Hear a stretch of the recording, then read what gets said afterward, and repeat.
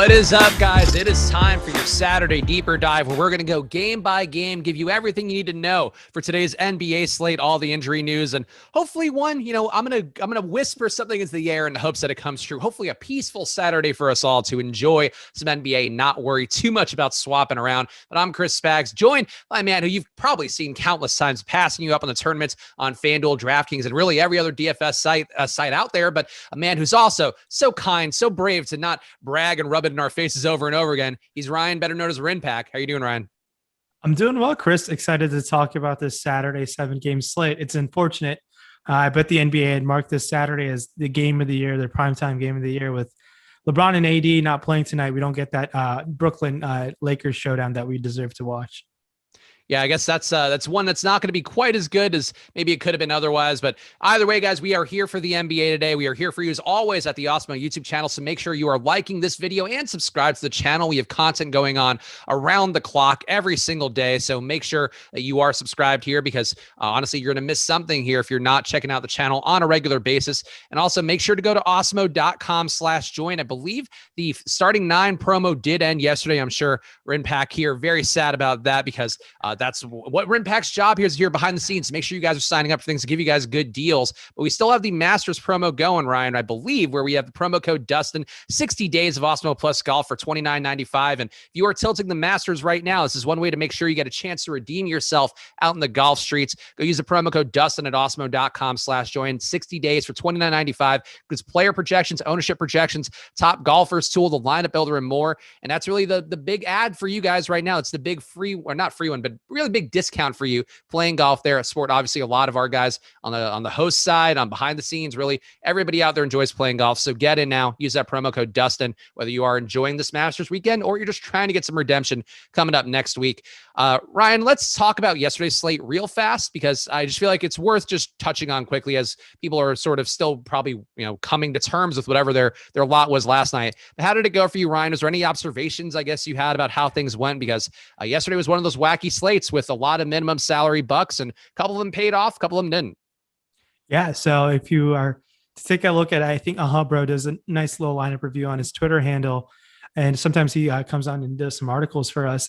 Yesterday, the Optimal had no bucks, we were all very confident in saying there would be a buck who would make the optimal lineup, and it just happened out. The math didn't work out that way. Budenholzer ran out 10 guys, and no one was good enough to beat Jalen McDaniels of Charlotte, who was exceptional in that salary. And it was tough for me to go with that because if you were to look back at it before the Bucks news came out, I would have had a lot more McDaniels than I ended up with because I felt more confident going to the Bucks players in like Nora and Thanasis. But it shows that if you're to be willing to take pivots in GPPs and tournaments to a lower owned guy in McDaniels who came in sub 20% owned off of like the 60 and 40% of Nora and Thanasis, it would have definitely jumped. You would have jumped quite a bit of lineups because it was quite a bit of point differential, especially between Thanasis and McDaniels of Charlotte. Yeah, that is sort of the nature of GPPs here, and you got to play the best plays on a given basis. But a guy like Rayen here, some of the other guys on the show, I know Rayen and Eric talk about it a lot on a Slate Starter show, but the ideas of just trying to find guys who are projected in a comparable range that maybe you can get to, but it's not looking like that's going to be the case necessarily today. That we'll find that out as we go. So again, guys, smash that like button here and stay tuned after the show because we have Live Before Lock coming on after us. I believe it's Greg and Terry, unless that changed from the last time I looked, coming on to handle any last minute late breaking news that comes along, as has always been the case here. And our boy Tyler behind the scenes will be producing that one, enjoying life as he always does after he lost the tournament yesterday thanks to the new extra innings rule, which we got to hear about before the show. Poor Tyler lost because Eugenio Suarez, born on second base, the new extra innings life, and acted like he hit a home run when he beat poor Tyler at a tournament. Rayen, I know you hear these bad beats and you see them all the time too because you're playing such high money tournaments, but you're in Tyler's little loss there to start the show. I don't mean to say little. I didn't mean to be sorry, Tyler. I'm not trying to be pejorative, but hearing Tyler's loss there really harkens back to every single DFS loss I've ever had where I've been in the top 10 and just been like, yeah, really seems like there's no way to go out. And then, Rudy Gobert just doesn't play the fourth quarter for reasons unclear. Yeah, I mean, that's the nature of DFS. You have to honestly wait till 30 minutes and after that money checks into your account, like the scores are official. That's when you feel content. There have been too many times where you get stat corrections, especially in NBA, 30 minutes later, where so many lineups are so close together, especially in a sport like NBA, a stack correction could be the big like a difference between first and third place. It's happened to me a couple times this year, and it sucks, but it's the official stat, and you have to roll with it. And I really feel for Tyler, especially a new role like that, and like leading up to it. Oh man, it's so bitter for him. And Tyler went on an epic rant before the show. I wish he would have done it on stream for us. Hopefully in one of his accents too. That would have been nice. But yeah, that is the nature of the beast here. DFS will always find new ways to make your life difficult, but that's the variance of it all. If you finish in the top 100, you should feel like you won, even though the money probably won't actually back that out if you do most of these tournaments with how they're structured lately. But let's go into our first game here, one that's already been affected by some injury news with Pascal Siakam out for rest. We also have the return of DeAndre Bembry after a one-game suspension. Still no Kyle Lowry. He got downgraded to doubtful earlier. And then also Fred VanVleet was marked out early. So it does seem like it's going to be a chalky Raptors day once again, Ryan, where Chris Boucher, OG Anunoby, DeAndre Bembry, all going to have decent ownership. Gary Trent not too far behind. Malachi Flynn still in the mix for some ownership. And this to me seems like one of those days, Ryan, where I really wouldn't hate playing any of the Raptors at all. I think Boucher going to be the one who jumps out for everybody, probably after the monster day he had. Certainly some pivots you can make at center on DraftKings at least. But how are you feeling about the Raptors lineup? Is there anybody who stands out as being a guy that you're really going to trust no matter where the ownership goes and how high it gets? Yeah, tough not to have a ton of interest in Chris Boucher. Obviously put on a career performance, just missed out on a rebound on a 30-20 performance. Unlikely he puts on that type of performance yet again, but it's Cleveland. And I expect Boucher to play similar amount of minutes like he did last time, 36 minutes. And this time there's no Siakam either. So it's even more of a spot for him to take even more shots in a matchup versus Cleveland. $6,800 on DraftKings. And on FanDuel, he's also $6,500. Boucher, someone on FanDuel who favors his type of scoring because he can pick up blocks at quite in a hurry and some steals. He's not the greatest defender, like basketball defender wise. It's the reason why Nick Nurse likes to take him off the court. But with the Raptors team that doesn't have any bodies like this, they're going to have to look to Boucher to really carry the team today. He definitely probably is my favorite Raptor, and I don't think that's any sort of a hot take. But I think my second favorite Raptor would be taking a chance on a guy like Gary Trent Jr. I know he can get the 3-point bonus on DK. He took 14 shots, went 2 of 14. It's a really just bad shooting performance from him. I think there's a real pathway of him to potentially take up to 20 shots tonight. And maybe he has the potential in him to be, well, I could outperform Boucher. It could happen if he gets hot from the field, but it's him, and then followed by Anunoby. Anunoby at that price tag, 7,700, 6,600 on FanDuel and DK, respectively. If you were to fade Boucher, I definitely would think a Raptor would get there for you. And I think going to either Anunoby or Gary Trent Jr. makes a lot of sense as a pivot off of Boucher. But to be over the field, I think I can't fault you with that whatsoever. A true massive ceiling for Boucher tonight. So here's a question. This is a game that we're going to hit on next here in our order of operations, but we do have Andre Drummond, and this is something that was pretty tilting to me the other day where I got some Boucher, but wasn't with him as the chalk play when he had his near 70 fantasy point day a couple of games ago. But Drummond was a play that I felt pretty good about going in. He ended up putting up 40 fantasy points, and I think a tough spot against Miami, certainly one that you're not expecting necessarily a gigantic ceiling game. And today we have Drummond being a little bit cheaper, and honestly, one of my concerns, this is me being the DFS, neurotic that I am now, having done this for enough time where I should know how it goes. My one fear is I end up with a lot of Boucher today, and then it ends up being Drummond having the outlier day at just a little bit cheaper because that's the situation I had the other day that went the inverse way. Are you feeling like a guy like Drummond is a worthwhile pivot off of Boucher? Because they are the two that just jump out to me. Similar price points, maybe similar situations, just guys getting pretty big boost from the lack of bodies in their teams. Obviously, that's especially on FanDuel where you have to roster one. Drummond in a great matchup versus Brooklyn. We saw he played 27 minutes coming off a ripped off toe injury. Now going up against Brooklyn, I would love to go to Drummond. Last time he played Brooklyn earlier this year, I believe he only played 27 minutes and he got up to 49 fantasy points. So that was in January. Granted, that was with Cleveland. A lot has changed, but his supporting cast now is just Kyle Kuzma, Schroeder. He could definitely put on a 15-15 performance. It's Drummond. He just swallows up the rebounds. And the only thing you really need to happen, and Drummond could outscore Boucher tonight. I don't. It'd be interesting to see what people who run simulations and see how many times that happens. But it's probably at least it can definitely happen more than in between 10 to 20% of the time. I know Boucher's grades out really well, but Drummond is someone who has a serious upside. I know we usually see Drummond in the high 8s on FanDuel, sometimes 9. So I think Drummond makes for an exceptional pivot over there on FanDuel. And on DraftKings, you could roster them both. Just because in center, you get 2 spots, you get an opportunity to roster 2 centers. So I think Drummond makes for a fine pivot or a fine addition on DraftKings. It seems like there's a pretty big difference in the boom bust tool right now, which of course is part of the premium package here. The Awesemo Plus NBA deals you can get at awesemo.com/join. But Boucher currently has a 29% chance of being in the optimal compared to an 8% chance for Drummond. And the ownership honestly not looking that great on Drummond in terms of a leverage play either. So it does seem like right now Chris Boucher going to be the better play, but definitely something to watch with the boom bust tool. See if that pivots around a little bit. If Boucher's ownership does start to pitch up a little bit higher. We do get one guy joining the Raptors rotation today, Freddie Gillespie. People asking in chat about him, a 6'9" guy who I guess theoretically could be playing some of those Siakam minutes, but certainly the expectation would be, Ryan, that I think he couldn't get enough here to materially change the equation because you still have enough bodies here. I'm seeing 9 guys active today. I think, if you include Ellenson, I guess that would be 10. And then you add in one more body. I don't think Gillespie matters that much, but it does seem like a situation with Siakam. It's maybe worth addressing. Yeah, it was a true creative player name. It's like those years in NBA 2K when you're like 5-6 years into your dynasty mode and these guys get drafted. Him, Freddie Gillespie, and another guy who I saw, I forget what team he signed with, I believe Orlando, Robert Franks, like the 2 utmost creative player names that we've seen yet in the NBA season so far. It's been that type of year. But Freddie Gillespie, the only way I'd have a ton of interest in him by any means is for some reason if Nick Nurse rolls him out as a starter. And I don't see that happening. Tough for me to even go there. I know the price is $3,400. He's not even the min. So on DraftKings, over there on FanDuel, he does come in at $3,500. Tough to have any interest in him.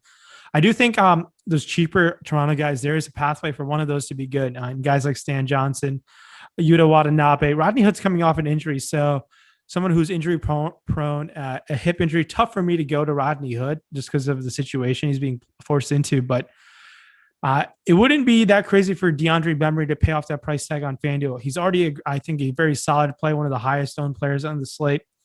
I expect him to play north of 30 minutes tonight. So I think $3,600 Bembry on DraftKings, you're going to have a lot of interest in him.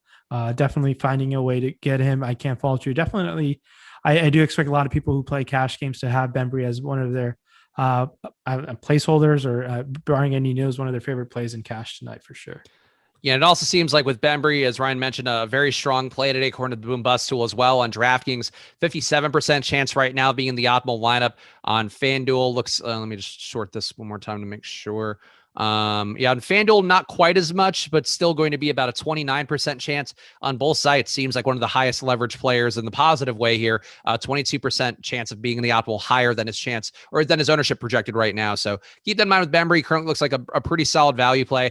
And then Ryan, I guess that's one more question here to cover, I guess, with Bembry and Malachi Flynn. And these guys have both had outlier days on the same game recently because there's so much possessions really that not having Van Vliet and Lowry out there opens up.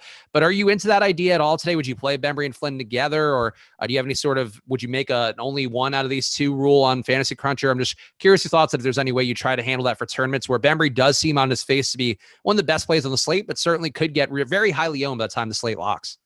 Yeah, I don't mind having both of them together, especially on DraftKings where Bembry's only checking in at $3,600.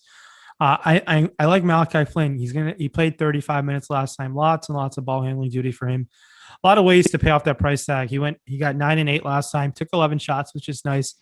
Potential for him to take even more with no Siakam. So not something that I'm actively trying to like force in them together, but not also something I'm actively, if they don't fall in a lineup together either way, that's fine. But I'm fine with having them, not trying to actively trying to make sure that doesn't happen is not a priority for me. Yeah, like that's how I talk usually when I wake up for the strategy show for MLB in the morning. So I'm very much on the same page. But that's also what the reaction that DeAndre Bembry will bring for people when he is the chalk play on the day. So, and it does seem like Bembry going to be very highly owned on DraftKings and decently owned on FanDuel as well. So going to be play to keep an eye on here, as we talked about during Live Before Lock as well with Greg and Terry coming up. On Cleveland side, though, unless there's anybody else you want to hit on Toronto, I feel like you could sort of make the case for the Yuta Watanabes and Stanley Johnsons of the world if you wanted to, but these are plays for me that mostly non-factors. If I get some of them, I won't be terribly mad, but they're 0.1% owned for a reason. Ryan, do you have any thoughts, I guess, on any of these other guys here for Toronto? Or do you just want to move on to Cleveland side? Yeah. So foul trouble can always occur for a guy like Chris Boucher, something that he's overcome throughout his career. But if Boucher were to get in foul trouble, there is a pathway for Baines to play mid-20s to 30 minutes. They might share the court together.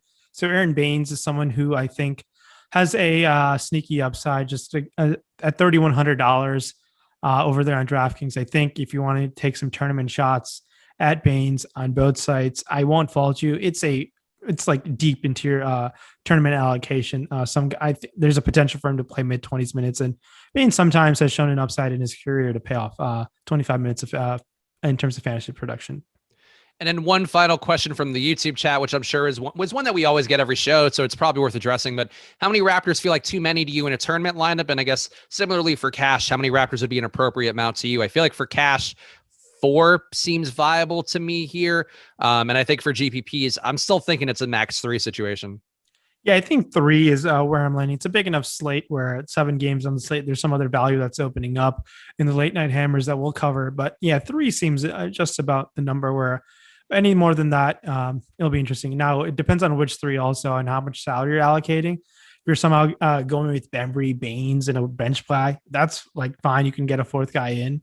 But if you're going with like Boucher, Anunoby, and Trent Jr., like those 3 as your 3, or like Flynn, yeah, I think 3 seems like the number on both sides in terms of tournament max. Now let's go to Cleveland side here. We got Colin Sexton looking not too highly owned on DraftKings, a little bit higher owned on FanDuel. Isaiah Hartenstein going to be a borderline chalky play on FanDuel today, even though some competitive positions that he's going to be at, or a position that he's going to be at, still going to pick up about 28% ownership according to the most recent round of ownership projections we got here. Kevin Love, a guy too, whose minutes been on the upswing, only in for 26 minutes from Awesemo today, even though it does seem like he's possible he can get to 28 to 30, it seems, with how his minutes have been slowly increasing here. In this spot, I think Kevin Love looks pretty solid to me. I don't hate Hartenstein. I also think Dean Wade has been productive enough. I know he's had some down games, but he, to me, looks fine. Taurean Prince, I really think getting 1 Cav in a lineup to me seems like a pretty reasonable situation. If I got 2, I also wouldn't be the maddest in the world. I feel like this Cleveland team without Jaren Allen, that's a pretty big loss for them. And the big men here all playing reliable minutes. So that's sort of the way that I would look at it. But how are you feeling about Cleveland, Ryan? Is there anybody who jumps out as being meaningfully underowned, or I guess worthwhile to what you're building so far?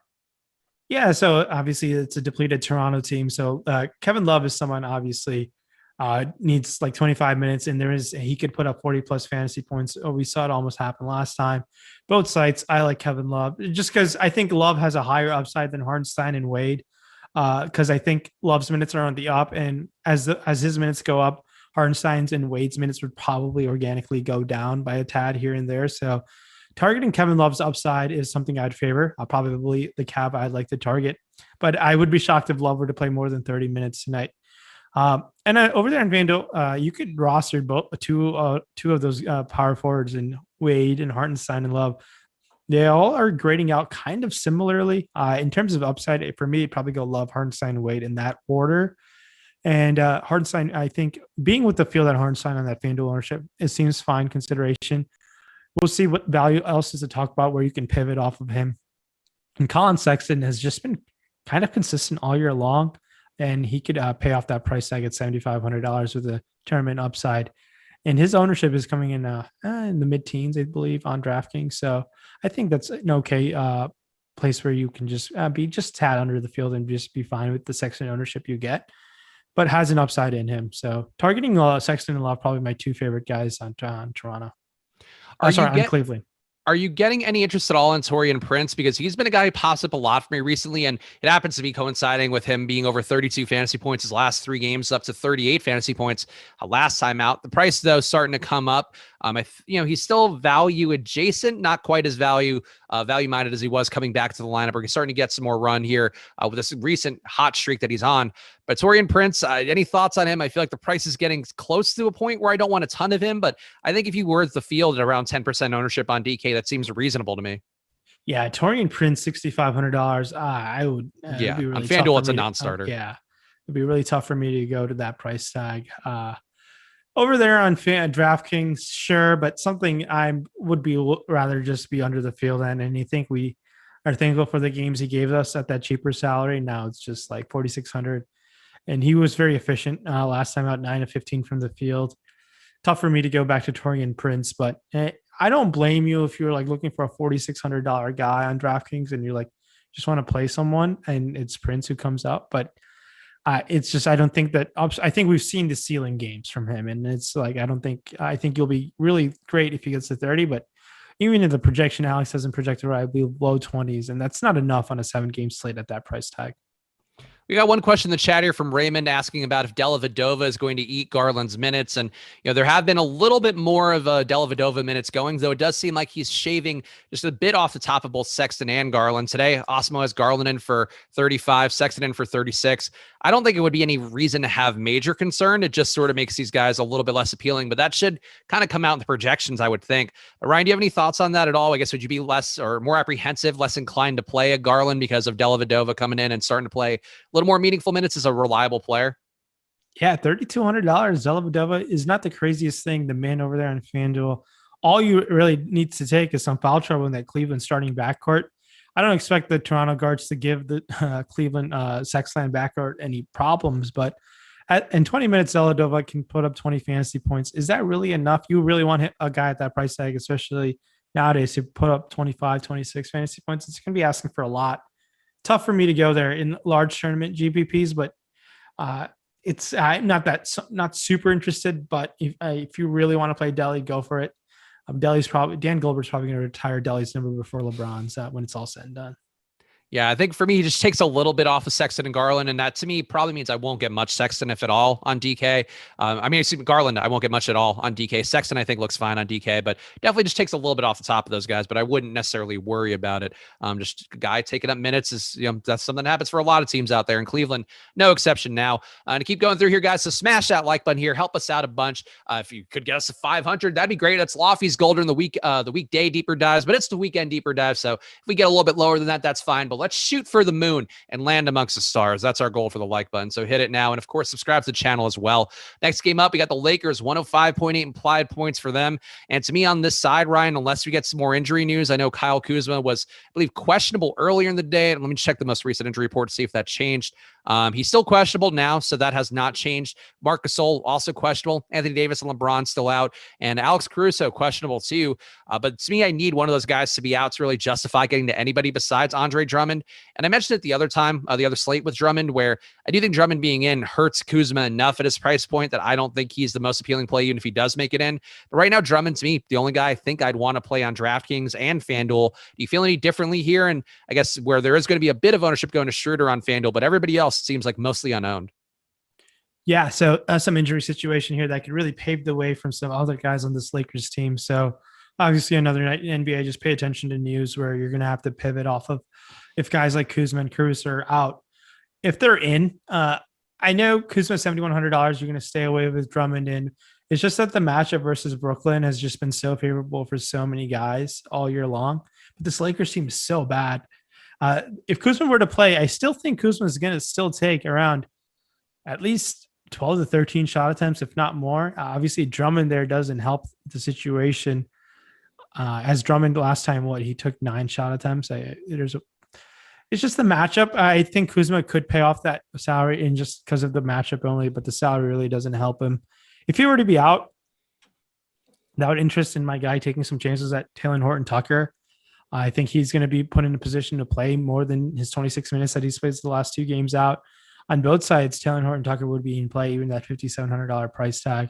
Horton-Tucker is someone who has an upside and has put up quite a bit of ceiling fantasy performances throughout the season. So I think he's only really in play if Kuzma's out, in my opinion, and if Caruso's out, that even helps the situation even more. Tough for me to go to another Laker outside of Drummond. The way things stand right now, I really am struggling to have any confidence in a second Laker that's going to be good. I know the matchup is exceptional for them, but it's tough just because like Drummond being in the picture. I don't know how everything's going to iron out for this team.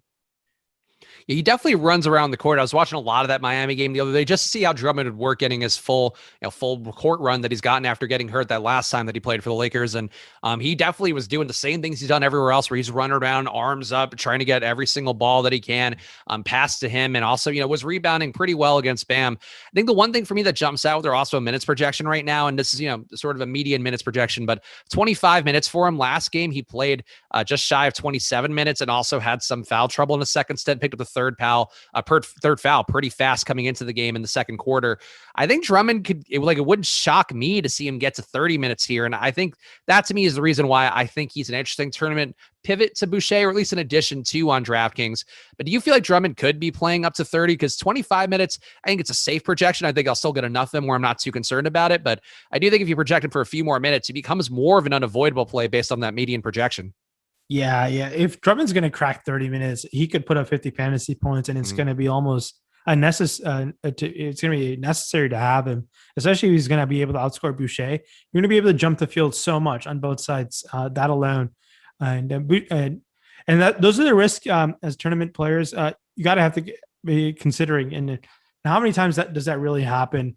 And it really depends on your risk tolerance as well. And if you're making one lineup and your goal is to win tonight, and if Boucher, I don't know what Boucher's ownership is going to come in at, but I'd be inclined to have Drummond in instead of Boucher. If your goal is to obviously come first. If you're playing cash, I wouldn't recommend it. But does that thought process make sense? Like in terms of just fading that Boucher ownership Drummond has a huge upside too if he's going to play 30 minutes.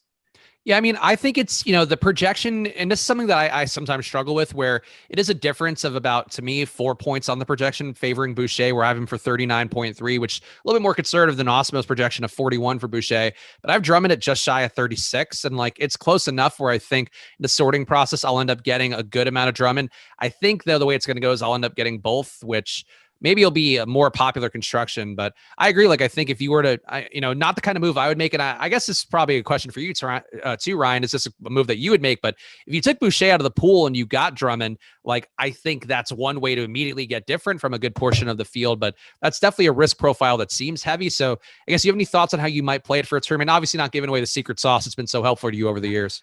So one thing that worked out for me the other night was I went super heavy on Chris Boucher, and where Andre Drummond was super popular on FanDuel, and that panned out for me to a certain extent. It didn't help that guys like Gary Trent Jr. and Malachi Flynn really didn't pay off their price tag. But I, in terms of just looking back at it, I would just jumped the 33% of Drummond ownership just because of Boucher's super ceiling performance.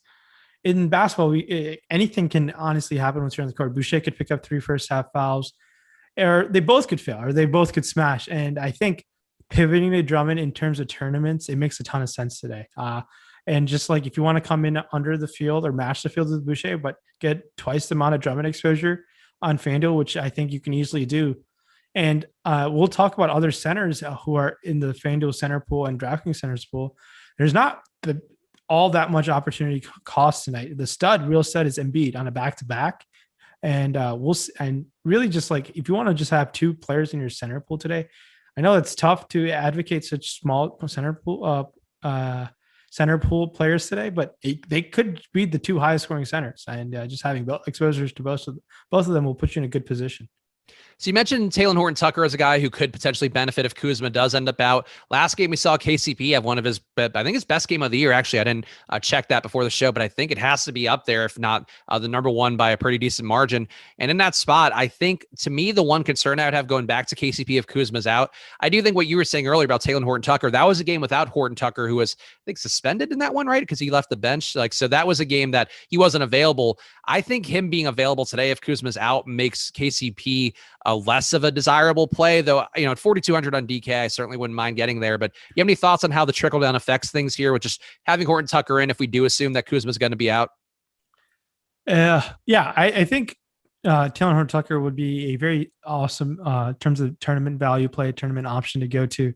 KCP is not out of play at $4,200 on DraftKings. He took 20 shot attempts. Unlikely that happens again today. If Kuzma were to be out, there's a pathway for him to take at least 10 shot attempts. He was really efficient from the field. that price tag on FanDuel, $5,800, a little too expensive for KCP. We haven't seen that price tag for him since he was in Detroit. So I'd kind of shy away from that price tag, but I would really have a ton of interest in Horton Tucker if there's no Kuzma tonight, though.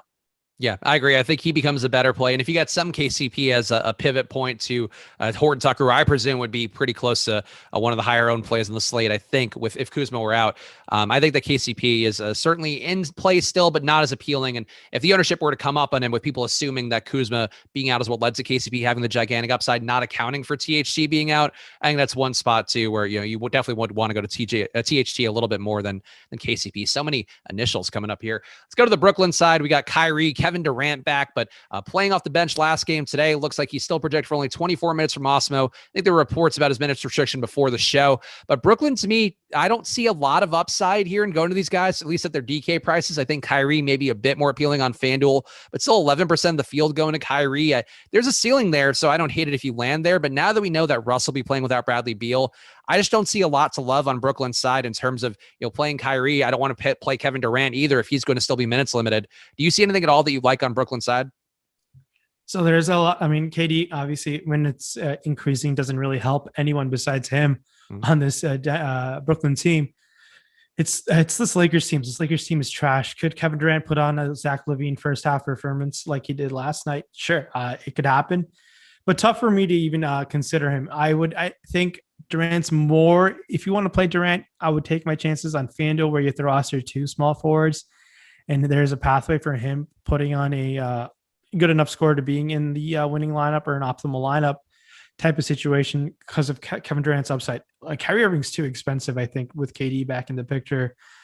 Now it's a Lakers matchup. It's a pretty bad team now. So with all these injuries that they have, no LeBron, no AD, Kyrie could get there, but I would rather come under the feel that ownership of Kyrie Irving. I think pivoting a guy like to Steph Curry, other guys like Russ Westbrook with no Bradley Beal make a lot of sense of moving off this Kyrie Irving ownership.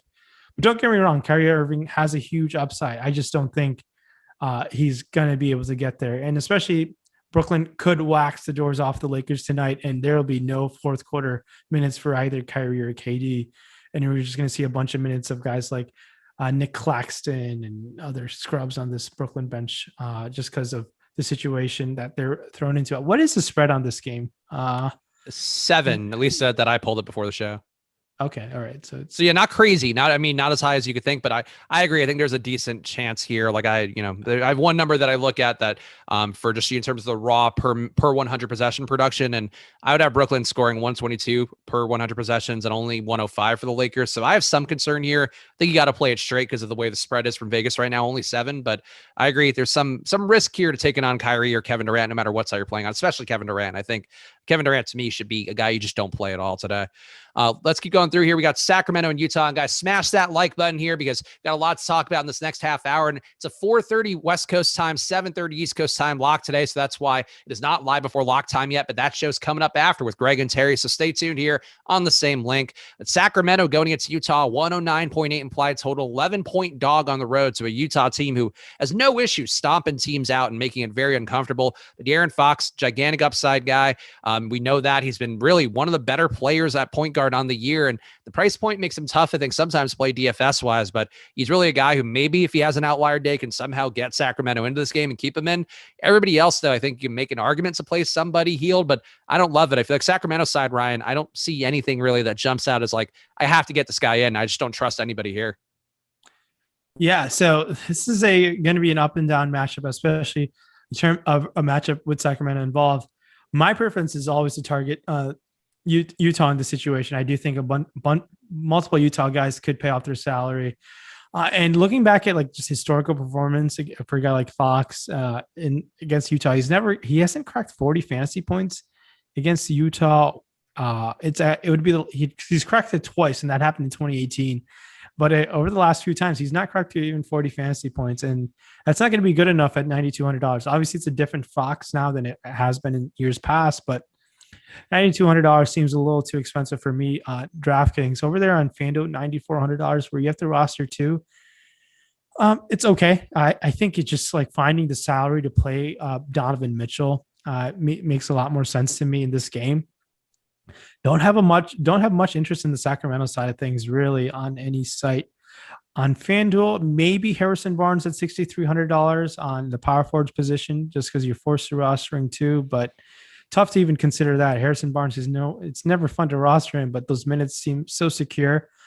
That's really about it. I can't really go to Holmes, a matchup versus Gobert, when we guys have Boucher, Drummond, and Cantor, who we'll talk about, but tough to even consider really anyone on Sacramento right now. I really don't like it.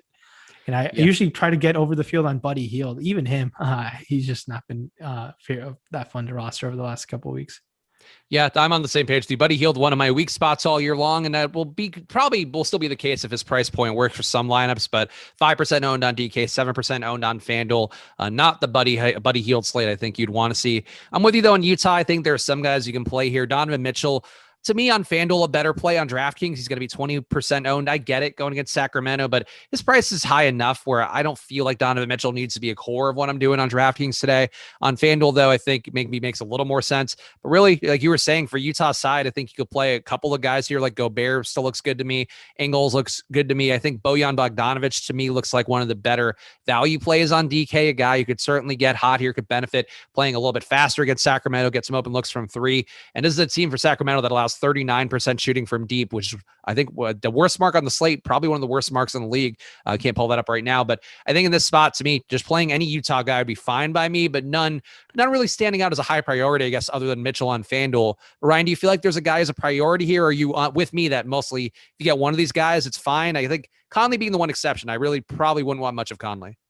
Yeah, Mike Conley is not someone who I think if Quinn Snyder, I know has been pretty loose when these guys blow out guys, blow other teams out. The guy who I have interest in, probably my favorite Jazz player is probably Gobert on both sides as pivots off of the center chalk. I think Gobert has a pretty nice ceiling performance and matchup against Sacramento today. Yep. So, and also Kyle Lowry officially ruled out. So he was doubtful. He's out. Nothing changes there, but just FYI for everybody out there. Let's go to our next game. We got Philadelphia, 113.5 implied total, going against Oklahoma City, a 103.5 implied total, despite being at home. So 10-point dog at home, probably not boding the best for Oklahoma City. Embiid in for 29 minutes from Awesemo today. So those minutes slowly starting to rise here, assuming that he does end up playing today. Then Simmons, our boy Josh Engelman, one of his favorites recently, who still refuses to pay off the salary that's been, I think, very appealing on FanDuel for weeks now since when Embiid was out. Tobias Harris, also salary looking a little more appealing on FanDuel. But on DraftKings for these guys, Ryan, I don't see anybody I like that much. I guess Seth Curry's an okay value play after poor Dr. Ben Rasa picking him for a prop bet yesterday, the over on his points. Seth Curry responds with 0 points like a real dickhead, just showing, but mushing our pal Dr. Ben. So I don't support him on that level, but I really don't think on DraftKings there's lots of love here, Ryan. But on FanDuel, maybe some cases could be made. Yeah. So I've been falling for this Ben Simmons trap. This is the first time he scored over 40 points last night since March 17th. So put that together. Now it's a matchup versus Oklahoma City. I don't think anyone in Oklahoma City is going to slow down Embiid or Simmons. They could obliterate this team. And Embiid has the capability of putting 50 fantasy points in 3 quarters of play. There was a video out in social media last night. Embiid went 5 of 15, or I believe he went 5 of 15 from the field, 5 of 16 from the field. Really disappointing performance against New Orleans. He was seen on the court taking some jump shots. And if Embiid's going to come out with vengeance, I don't think the likes of Moses Brown or Tony Bradley are going to slow down Embiid by whatsoever. So having minimal interest in Embiid, especially over there on DraftKings, where you can find a way to roster 2 centers. And it's not going to take much to get over the field coming in with our projected ownership coming in below 10%, I believe. So I think that's not going to take much to get over Embiid. I like being over the field on Embiid quite a bit. Probably the Sixer I'm willing to take my chances on, just because if the Sixers are blowing out this OKC team, it's on the likes of Embiid and Simmons and maybe Harris, but Embiid could put up a real number in the short amount of minutes played. Yeah, I think that's reasonable here. And going against the Oklahoma City team, that's certainly not as good as when they had SGA out there, a guy who was, I think, really going under the radar as having a quality year in terms of his shooting and just getting buckets over and over again. This team on the year shooting 45% from the floor. A lot of ways here that Embiid can get up rebounds and honestly just have crazy per minute numbers, even if he doesn't end up playing more than the 29 minutes projected by Awesemo. Oklahoma City, I feel like Teo Maledon looks okay. Tony Bradley, I think on DraftKings, still a decent value play. He's really really killed Moses Brown's upside for the most part. Moses Brown projected for 25 minutes from Awesemo today. Tony Bradley projected for 23 minutes. It's basically been about as close to a 50-50 split as you can get for those guys.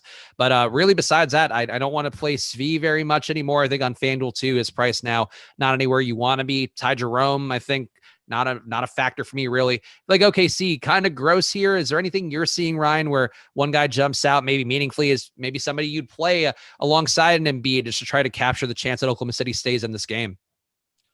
Yeah, everyone's got to price appropriately. Alexa Pokacheski has become a new NBA meme. If you saw the post game conference, just him wearing glasses and just sitting there, and then he's just putting up massive numbers. And Pokacheski, really talented player. Probably, I want to say he has the highest upside out of any player on Oklahoma City now. I just feel like they're going to find a way to give him mid-20s minutes, if not more.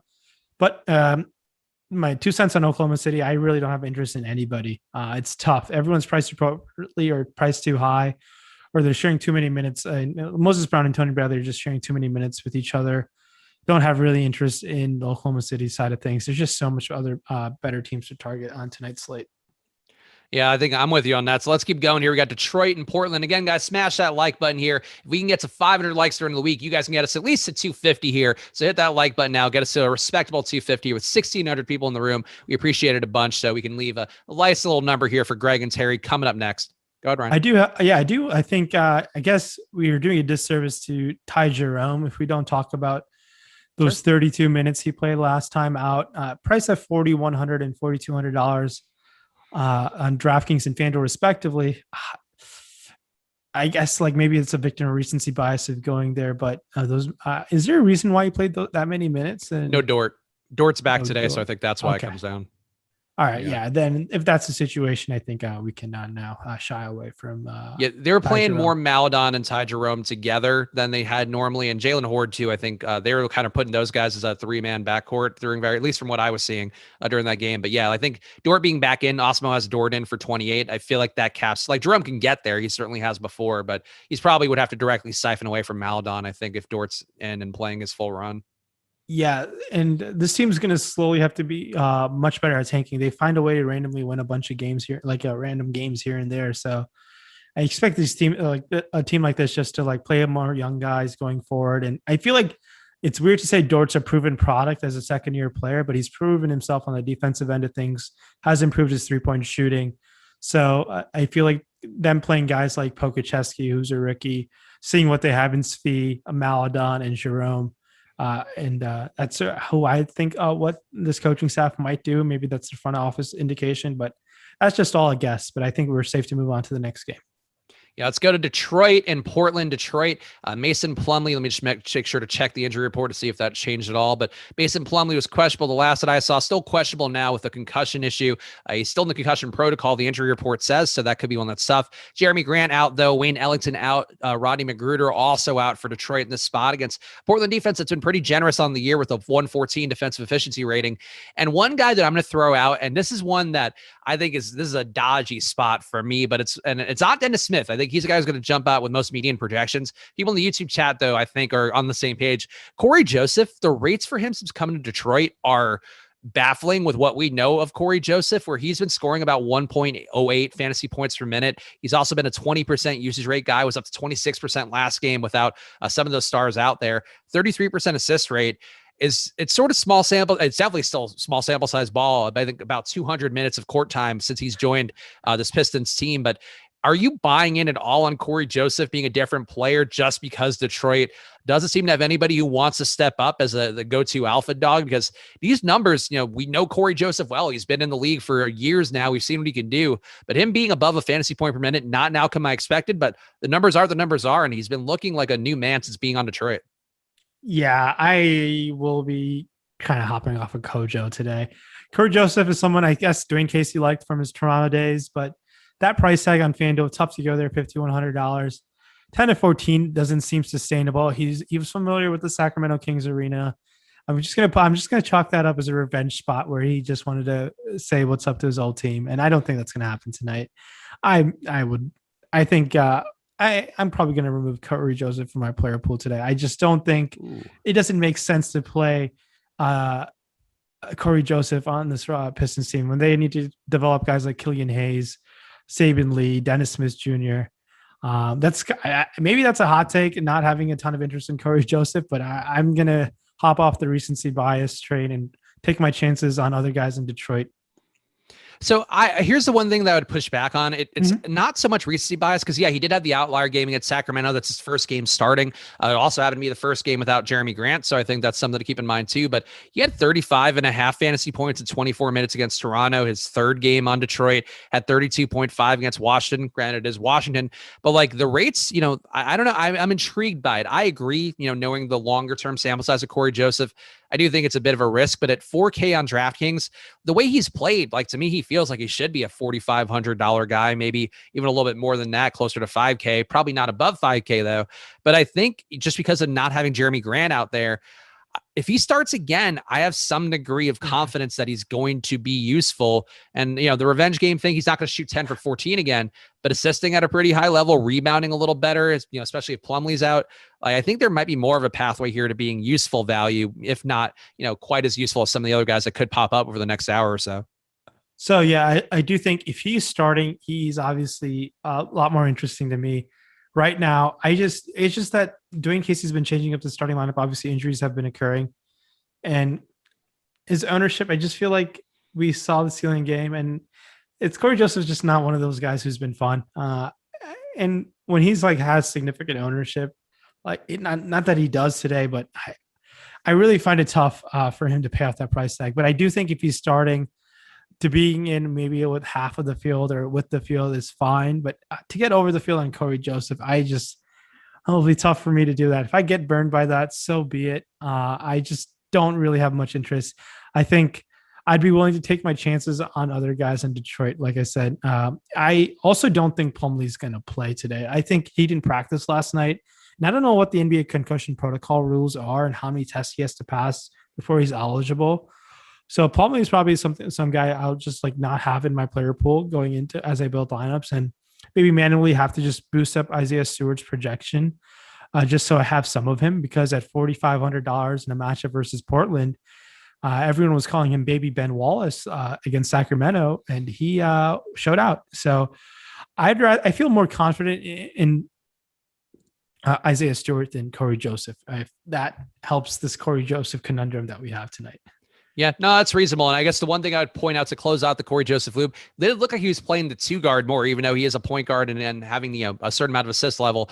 He did fill that role because it was Dennis Smith and then also and Killian Hayes playing all the point guard minutes, it looked like, based on the substitution pattern. So I just think it could be a little bit of a different role for Corey Joseph, but that's me having a little more reason to trying to find ways to justify, I think, it being at least with the field on him. And the rates are what the rates are. I think if we're willing to buy an OG Anunoby being a new guy after his COVID stint, with like a lot of people out there are, I've been a little more skeptical on that.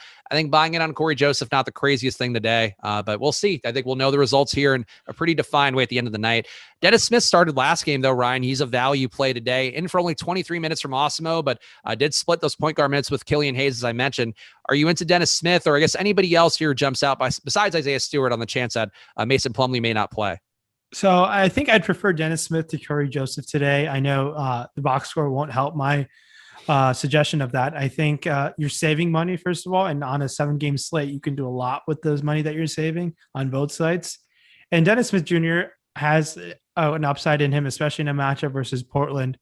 And I think going to him at that price tag, I'm okay with it. And I think being with the field, I'd rather take my chances on Dennis Smith Jr. than Corey Joseph. This Detroit team is such a mess, and it's just unfortunate that we have to make these decisions. But one of these guys are going to be good, and it's going to kill me if it's going to be like Josh Jackson or Hamidou Diallo. It's just a logjam in this Pistons backcourt. And it's seemingly that there's never 2 are good. It's always just that one guy is good. And if you nail that one guy of late, you've been doing pretty well. And last time I went to Corey Joseph and got burned, I went to Dennis Smith Jr. and got burned and not Corey Joseph. And I just hope Dennis Smith Jr. doesn't fail me 2 games in a row. No, that's fair. And yeah, these guys to me, I think both look like they should be in play on DraftKings. So I don't mind playing either, but I'm going to dig I hate going against Alex. And now Ryan, you are in that same hallowed tier of guys I don't want to go against, but I'm going against you on Corey Joseph. I think I might be more of a believer. And if there isn't more value that opens up, I will be there at the Corey Joseph window alongside all of you as Ryan just flies by us all with no Corey Joseph at all. Let's talk Portland real fast. There is no Yusuf Nurkic today. So Enes Kanter's minutes look a little more secure. Awesemo has been for 32 minutes. I think he looks good. Norman Powell's price tag also a bit intriguing here. I think really Lillard's too, honestly. Like I think you could justify playing quite a few of these guys more than you might have normally here because of Lillard being squeezed by McCollum, Powell being squeezed by Lillard and McCollum on a new team. Like it's been, I think, tough to pinpoint these guys recently. But going against a Detroit team doesn't play great defense. I really don't mind anyone here, especially because I have to have somebody to pair with all that Corey Joseph. So Ryan, who are you getting with Portland side? And a pretty high total for them, 119 implied total for Portland. Yeah, I think it's Enes Kanter on both sides, honestly. Kind of an interesting center slate today where we love these mid-tier options and no one really in the upper tier range because there's not many to pick from outside of Gobert and Embiid. But man, I love this mid-tier center slate. You can mix and match with guys like off of Kanter, off of guys like Boucher and Drummond. And Kanter with no Nurkic today, who's out for injury management. Kanter should play 36 minutes, hopefully, if this game is close. Detroit's kind of been a team throughout the season, has been good enough to stay in games and they make sure to lose them, which is exceptional tanking on their half. And I think going to a guy like Kanter, who even in 30 minutes could put up 45 fantasy points, and you'll definitely love that at 5,900 and I believe 5K on FanDuel. And it's just like I think a great matchup for him to take advantage of. And I really think Kanter's my favorite favorite Portland player on the slate. And then we know Dame and CJ have huge upsides within themselves as well. And I just think going to Kanter and then maybe CJ McCollum on DraftKings $7,700, where this year it just seems that they're making sure to get McCollum involved throughout the game, where in years past it seems like a lot more ISO with Dame and less little McCollum involvement. But now this year it just seems like McCollum is a lot more involved in the offense. And I think I do think preferring McCollum to Dame seems like my way to go. Okay. I might lean a little more Dame, but the price point is, I agree. Like it's a pretty big difference on DK. So yeah, I think, these guys certainly wouldn't be crazy to see either of them spike an upside day, and definitely a nice total for these guys and some nice prices as well. But I'm with you. Kanter, I think, is a priority overall. Let's keep going here. We got Houston, 2 more games left to hit on. Houston, John Wall, not on the injury report today. So the expectation is that he's going to play, though. Watch the news because that has gone some weird ways recently. Christian Wood seems like the only play of note really on FanDuel in particular, where the price going to put a lot more people on there, the positionality as well.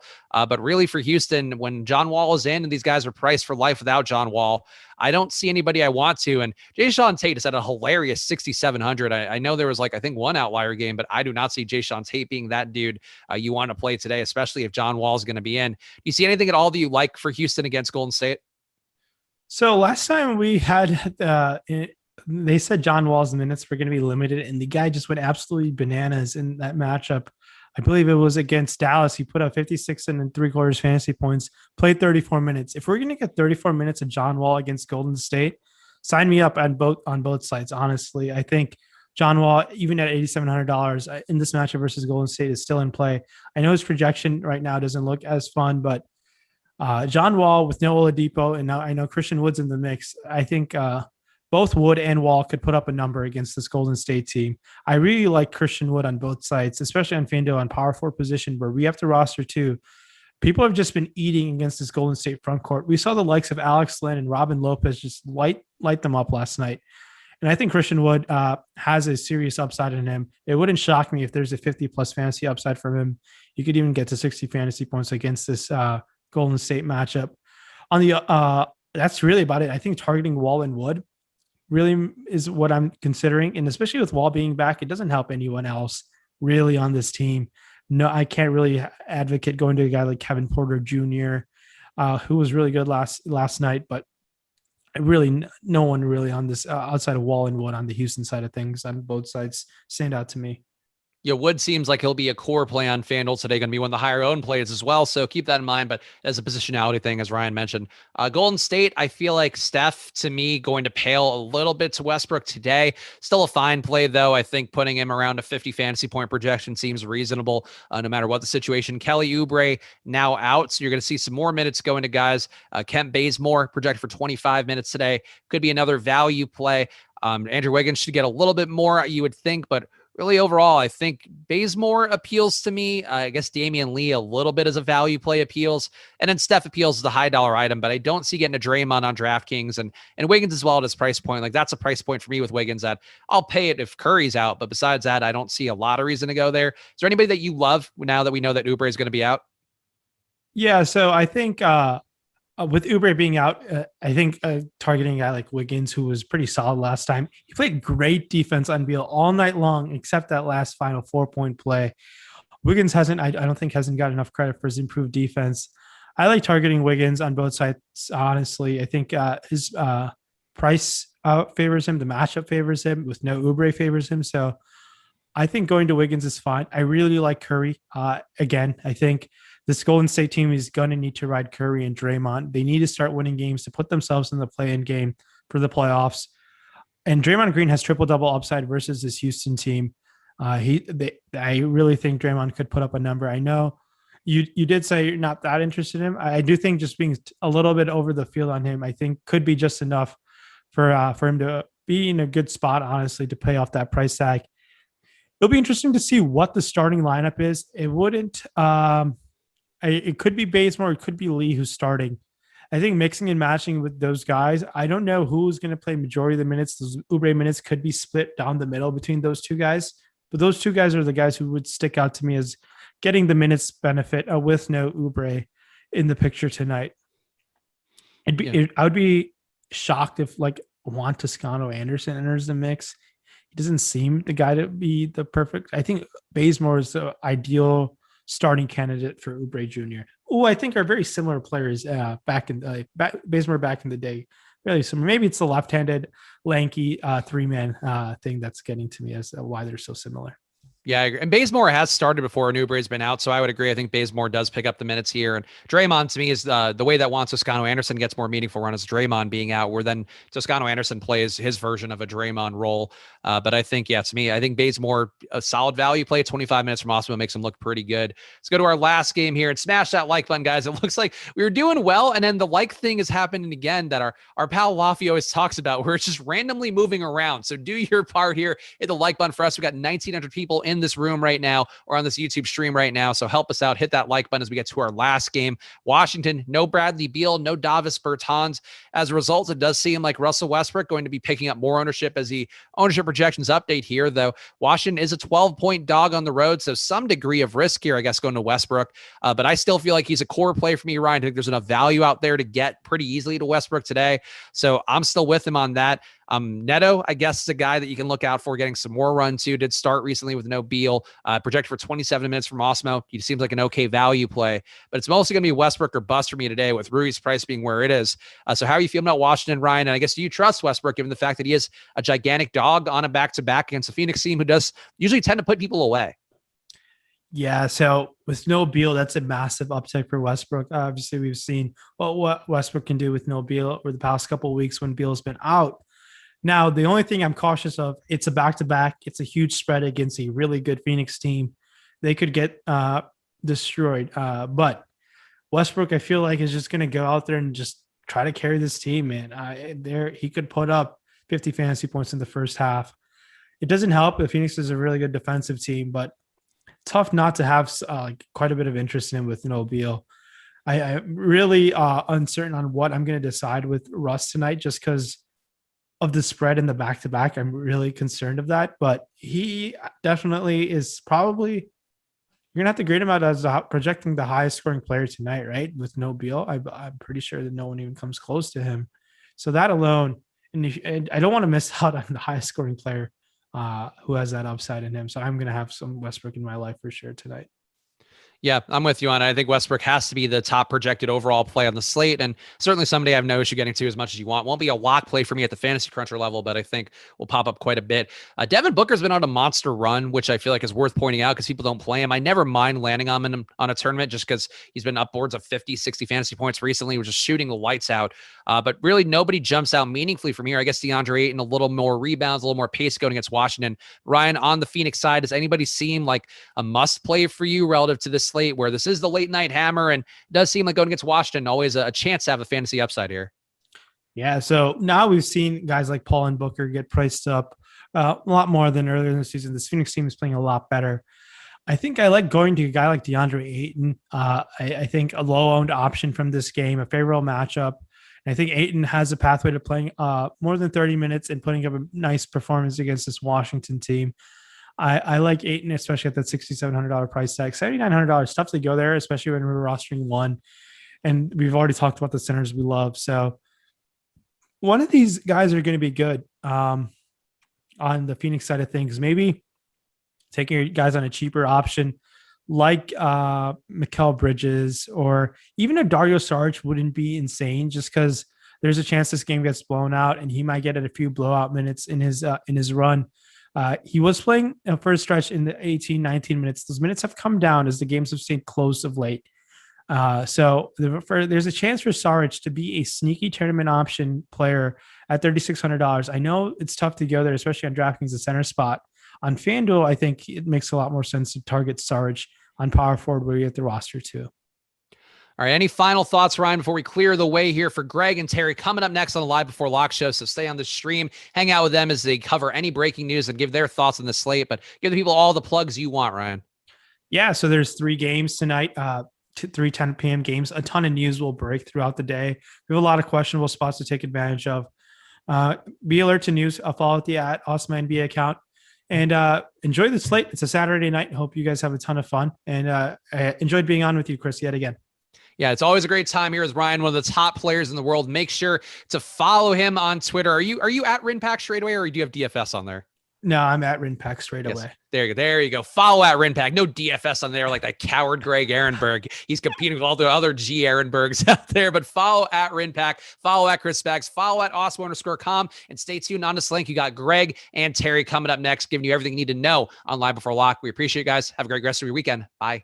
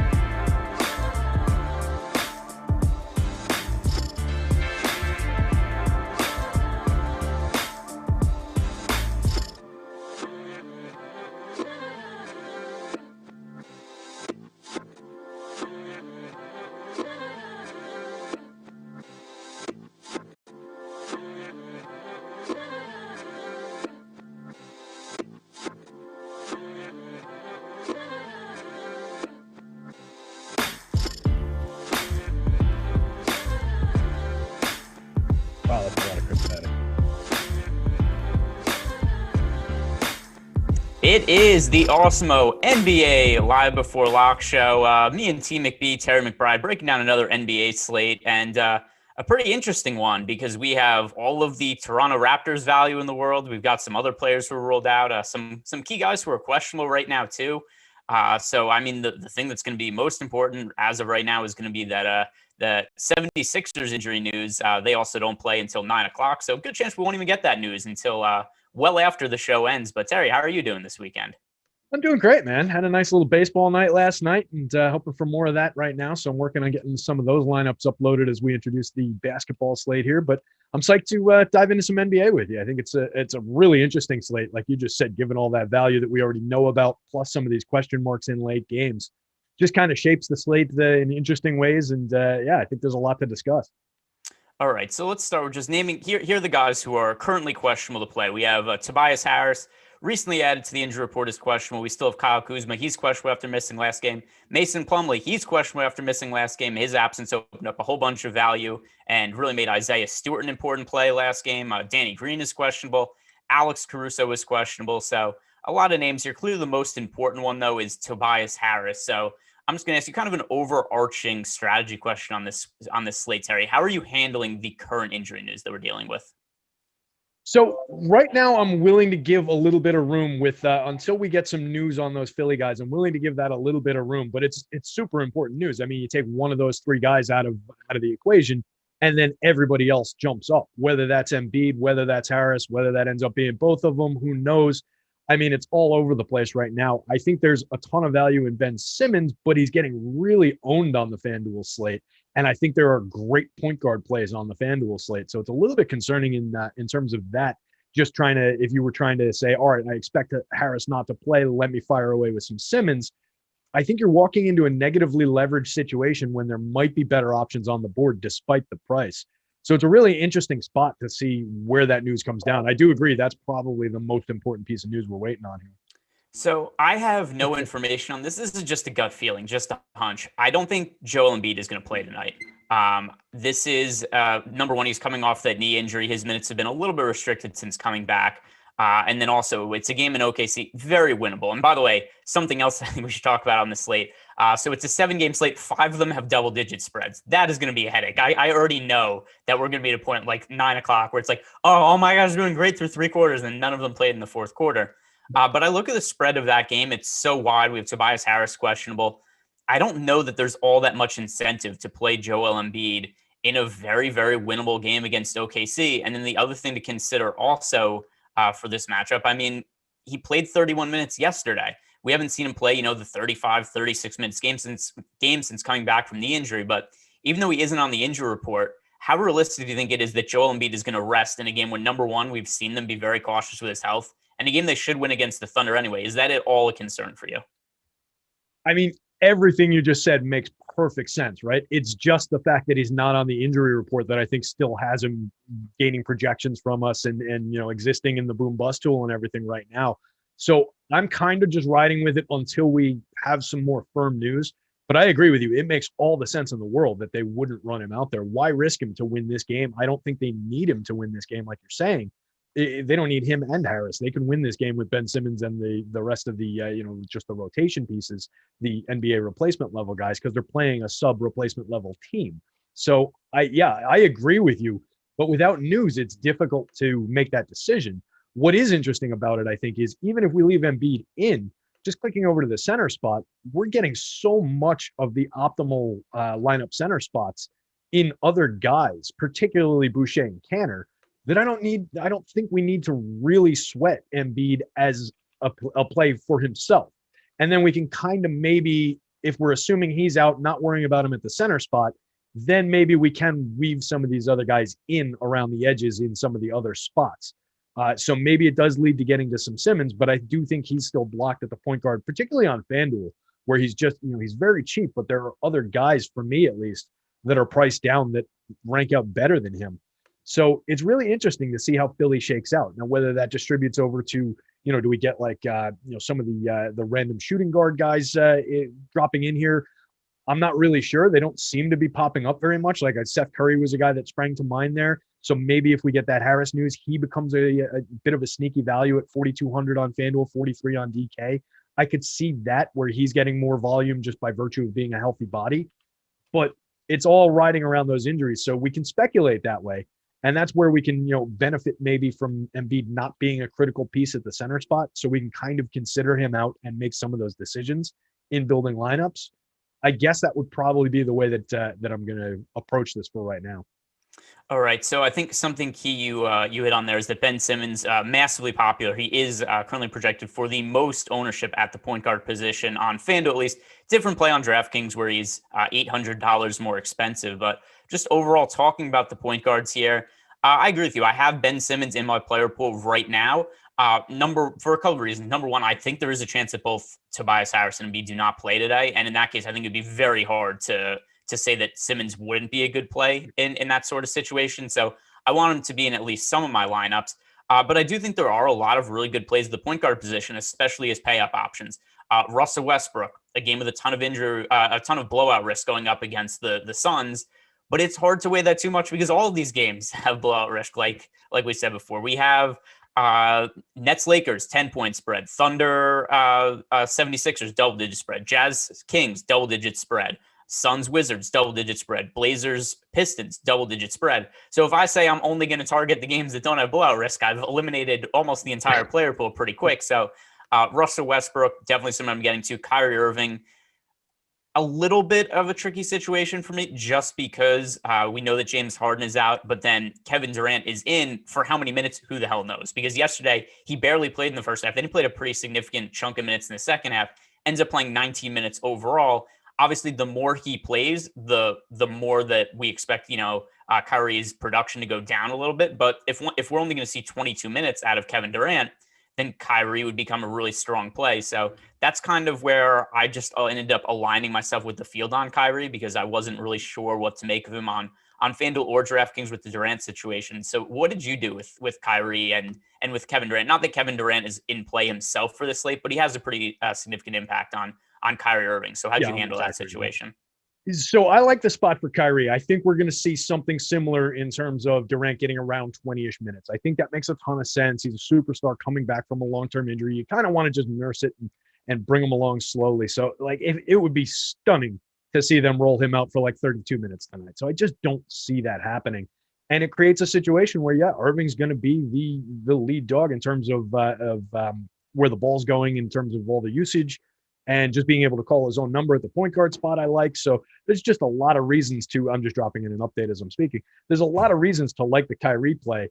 And you spoke to something with both Kyrie and Westbrook in terms of the Simmons play. We were talking about Simmons kind of because he could be in a situation where, all right, Embiid might be out, Harris might be out, benefits Simmons, obviously gives him a big boost there. But we already know that Westbrook is playing without Beal. We already know that Kyrie is playing without Harden, possibly with a limited Durant. So we're already getting those guys in those optimal situations for them. So it just makes so much more sense to me right now, at least, to be looking at those guys. I think Simmons is definitely in the mix overall in terms of being able to play him with those guys. But when we start playing the ownership and leverage game, he immediately becomes the worst play out of that group. And we're getting those guys in their standout specific situations. So for me, give me all the Westbrook and I'll pay up to, it's a big difference in salary to do it, but give me all the Westbrook. I'll take Dame Lillard at that spot. Give me all the Kyrie. So I just think, like you said, there are a ton of really good pay up options at the point guard spot today. And we've got a little bit of value to play with there as well, given the Toronto situation. And then talked about those guys for a second, really burying the lead here. For me, my favorite point guard play is Steph Curry. And already somebody I was on, but now I'm on him even heavier with the news that Kelly Oubre is out tonight. That's going to filter a little bit more usage towards Steph Curry. And then something I talked about that I'm starting to do yesterday when I was doing the Live Before Lock show with Eric Lindquist is we're reaching a point of the season where I'm really starting to weigh where teams are in the standings. And not to say where I'm saying like, oh my God, this team's in the playoff race, therefore I have to lock in all their guys. I think all these guys super motivated. It's nothing like that. But I just think we're at a point in the season now where if a team is in contention and playoff seeding really matters for them jockeying for position, like a team like the Warriors, I think we could reliably say that some of their core guys are going to play 1 or 2 extra minutes per game. And that matters in terms of projections. If I'm going to give Steph Curry, 2 more minutes per game, we're looking at 3 more fantasy points. When NBA DFS is so price sensitive, that really makes Steph Curry a stronger play. So Curry is my favorite overall point guard play on both FanDuel and DraftKings. He's my favorite pay up option on the slate as a whole. Really favorable matchup against the Rockets. Like I said before, I can't weigh blowout risk too heavily because almost all these games have blowout risk. Could the Warriors go out and blow out the Rockets? Sure, but you can't convince me that's not going to happen in any other game tonight. So I look at that. Steph Curry is my favorite pay up option. How do you feel about Steph? And maybe do you have a different favorite pay up option?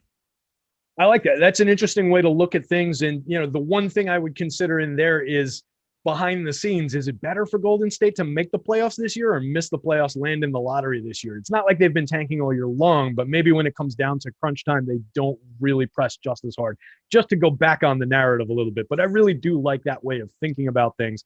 And I think it probably makes more sense for Golden State that they are going to make that push. Even if it's not going to be ultimately successful, you just don't want to waste years of guys like Steph Curry's career in, tanking for the lottery. So I assume they're going to be making that same push.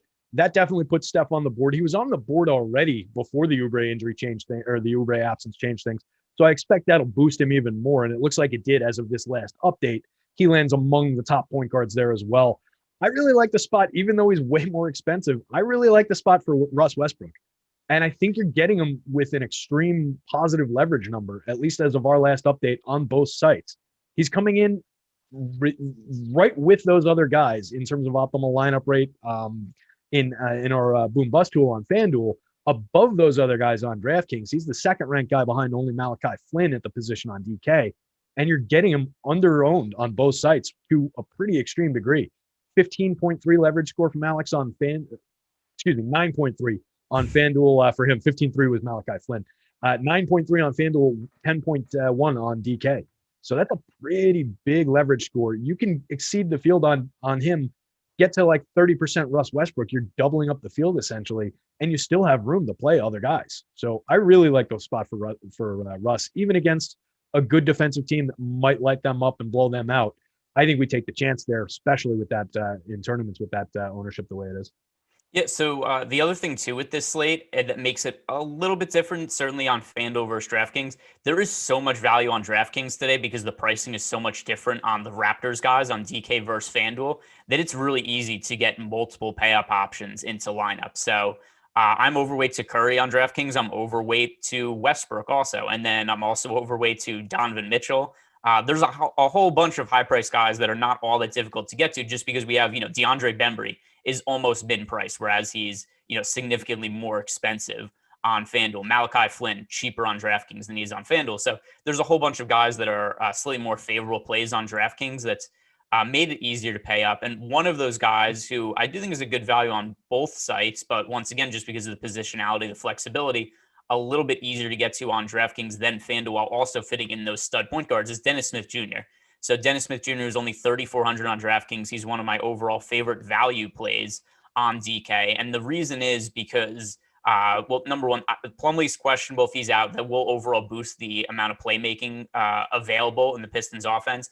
Even though Mason Plumlee's a center, a lot of the offense runs through him. But even without him, even if he ends up being in, Dennis Smith Jr. has found some success at times as the starting point guard for the Pistons. He's really cheap. And if we look at the rotations they played last game, this was his first game with really no minutes restriction. 27 minutes for Dennis Smith Jr. as a starting point guard, even though he picked up 5 personal fouls. So potentially he could have played 30 plus minutes in that spot. And then considering the price for him, I really like him on DraftKings. FanDuel, I think he's viable also, but especially on DK. So Dennis Smith Jr., are you on the same page as me, or do you feel differently at all? I never really want to get to Dennis Smith Jr. He's a guy that I'll just go out of my way to make up excuses to not get to. And for me today, that excuse is going to be the leverage score. It looks like he's just getting a lot of attention. He is a capable guy. He does have, Alex has him at 23 minutes, which starts to get a little bit concerning around the fantasy point per minute guy. Alex has him projected a little bit below that. So on FanDuel at 4,000, I don't love getting to him when he's negatively leveraged. 3,400 on DK, even against my own personal biases against the player who, main return in the Kristaps Porzingis trade, didn't really work out for my New York Knicks. Don't really like him. Don't think he's shown us very much as a basketball player in general through the course of his career. The price is right on DK. We can get to him over there. But again, he is pretty negatively leveraged, basically doubled up from what his optimal lineup rate is. And we've got so many options at the point guard spot and so many different spots for value that it's just, we're going out of our way to get to a negatively leveraged bad player who might be in a good spot. It's not like there are not other options in that Detroit backcourt too. With, you heard the guys on the last show talk about Corey Joseph. Chris kind of liked him. Rimpak was taking him out of his player pool entirely. And then you get Killian Hayes back in the mix now, who makes a lot of sense for them to want to develop him.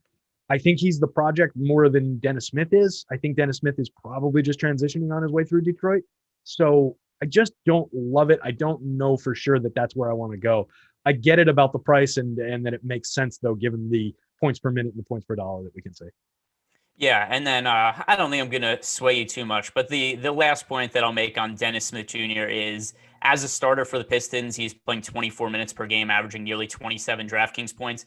I personally have him playing 27 minutes tonight, which is a little bit different than the minutes that Alex gives him, but that has him scoring right around 30 DraftKings points for me.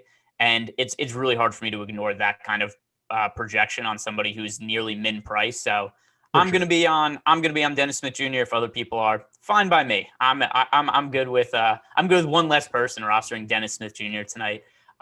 Is there any other point guard option that you see as a good value player? Or is it something that you're mostly going to be paying up for, given some of the other guys you mentioned? I think it's mostly a pay up spot for me. The guy that we've danced around a little bit is Malachi Flynn from the Raptors, who's kind of explosively on the boards in terms of both the optimal lineup rate and the leverage score. Doesn't seem like a lot of the public is getting there, despite there's going to be plenty of opportunity for the guy to play. I think everybody's just kind of uncomfortable paying $6,000 for Malachi Flynn on FanDuel. 5,300 on DK looks like the public's maybe a little bit more comfortable with, but he's still coming up way more optimal in that. So I think he's a good movable piece where if you want to pay up at other spots instead of doing like a double pay up option, I think that's your guy from the mid range at FanDuel. Plug in one of the high price guys, plug him in, and then you can spend up a little bit more at some of the other positions if that's the direction to go. But for me, I really think there's just all the reason in the world to pay up twice at point guard here. Yeah, and my priority is still paying up at point guard, especially on FanDuel. DraftKings a little bit different just because, like I said, I do like Dennis Smith Jr. You seem to like him a little bit less than me. We don't have to rehash that. But Malachi Flynn, I agree with you. He's somebody I'm overweight to the field on. I think that he is a good option. Other point guards, though, I guess we could talk about DeAndre Bembry when we get to other positions because he is point guard and small forward eligible on DraftKings. So a little bit different there, but other point guards, I feel like we've pretty much talked about all the guys that I have interest in. So we can move over to the shooting guard position. DeAndre Bembry, who, let's talk about him as a FanDuel play first. It's always confusing when we have somebody like Bembry, who on DraftKings, he's a point guard, small forward. On FanDuel, he's only a shooting guard. He's also wildly different priced across the two different sites. But FanDuel specifically, what do you make of Bembry as a shooting guard play? Because we do have basically all of the minutes and usage in the world available for Toronto now.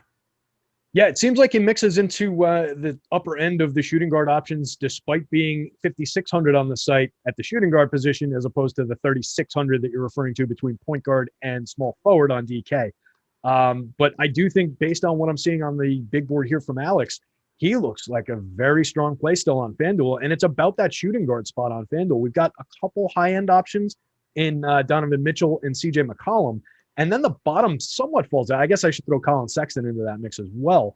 But then the bottom somewhat falls out of the quality of some of these plays, the upside available in some of these plays. Some of it's based on pricing. Some of it's based on who the guys are, some other guys being out. But I think that definitely keeps Bembry afloat and keeps him relevant here. He's a 0.77 fantasy point per minute guy for the season. That goes up somewhat given the just major absence of all their best players in Toronto.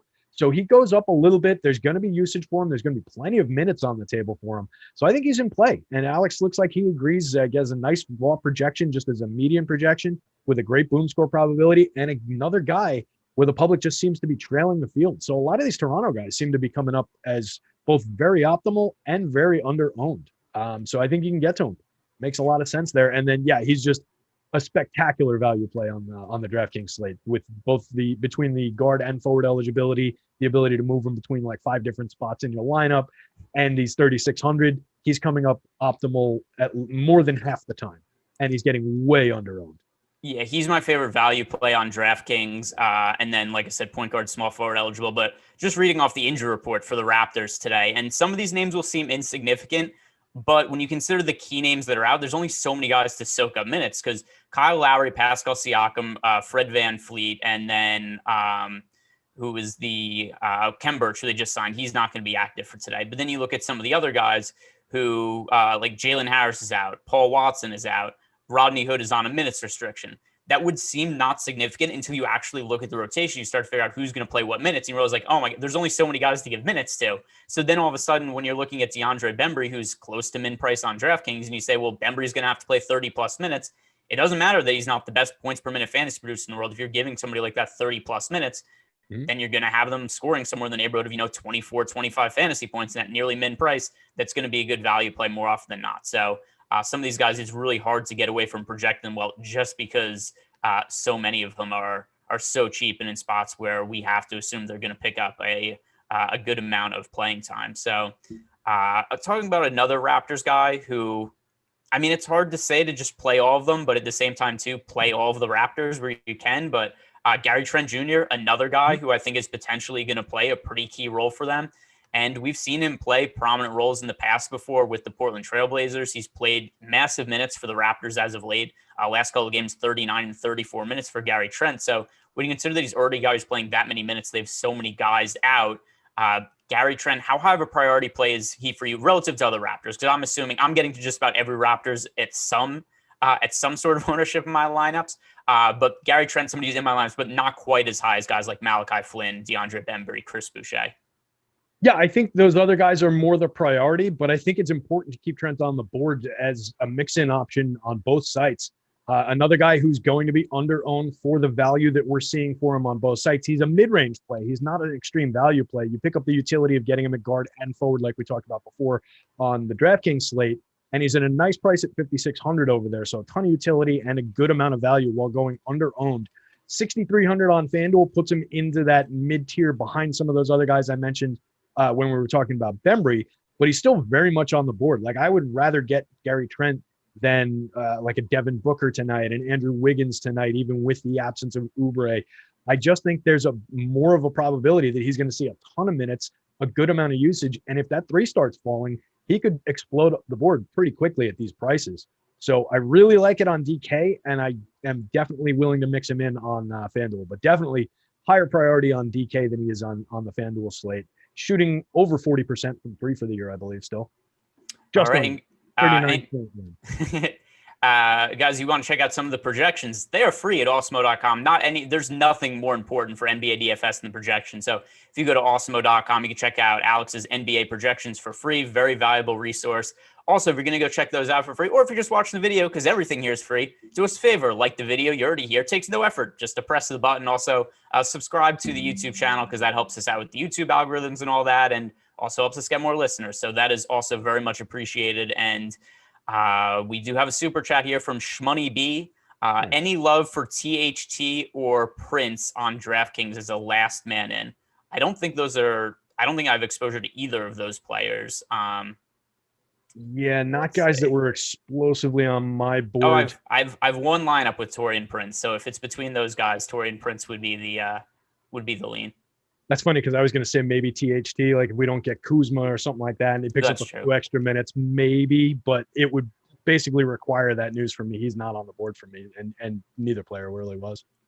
So, I mean, I think that's a good point. There is an injury situation where I would say Taylor Horton-Tucker because, like we said at the top of the show, Kyle Kuzma and Alex Caruso are both questionable to play. If both of them are out, then Taylor Horton-Tucker. If nothing was to change from the injuries that we currently have now, I have Kuzma and Caruso in right now personally, and that has Taurean Prince as a stronger play for me than Taylor Horton-Tucker. But yeah, I agree with that. If Kuzma and Caruso are both to be out, then it would be Taylor Horton-Tucker. But the real answer is you had one share of either one of them, I think. Yeah, I have one share of Taurean Prince and none of the others. So the actual question was, do I have any love for either of those guys? And love would be a little strong because I don't even really have I don't really have like for them either. Let's see. Other shooting guards. Donovan Mitchell, I think, is going to be a key play for a lot of people today. I found him not very difficult to get to. He is pretty popular, but I think for a good reason. Jordan Clarkson's out. And if we look at the Jazz, how they played last game without Jordan Clarkson, 40% usage rate for Donovan Mitchell. He only ended up playing 33 minutes, but that was because the game was a blowout. Could tonight's game be a blowout? Absolutely. The Jazz are double-digit favorites over the Kings. That is a risk, but like I said, a risk with all the other games on the slate. But if this game stays competitive, I think we're probably going to see somewhere in the neighborhood of 38 minutes from Donovan Mitchell with a usage rate that's probably going to be well over 30% based on what we saw last game. So Donovan Mitchell, is he somebody that based on his ownership you want to get to? Or would you rather be underweight to the field to him in GPPs? No, I think it makes sense to get some Mitchell in your life. You can't argue with that usage rate. I saw that in your. It was you that wrote the deep dive today, right?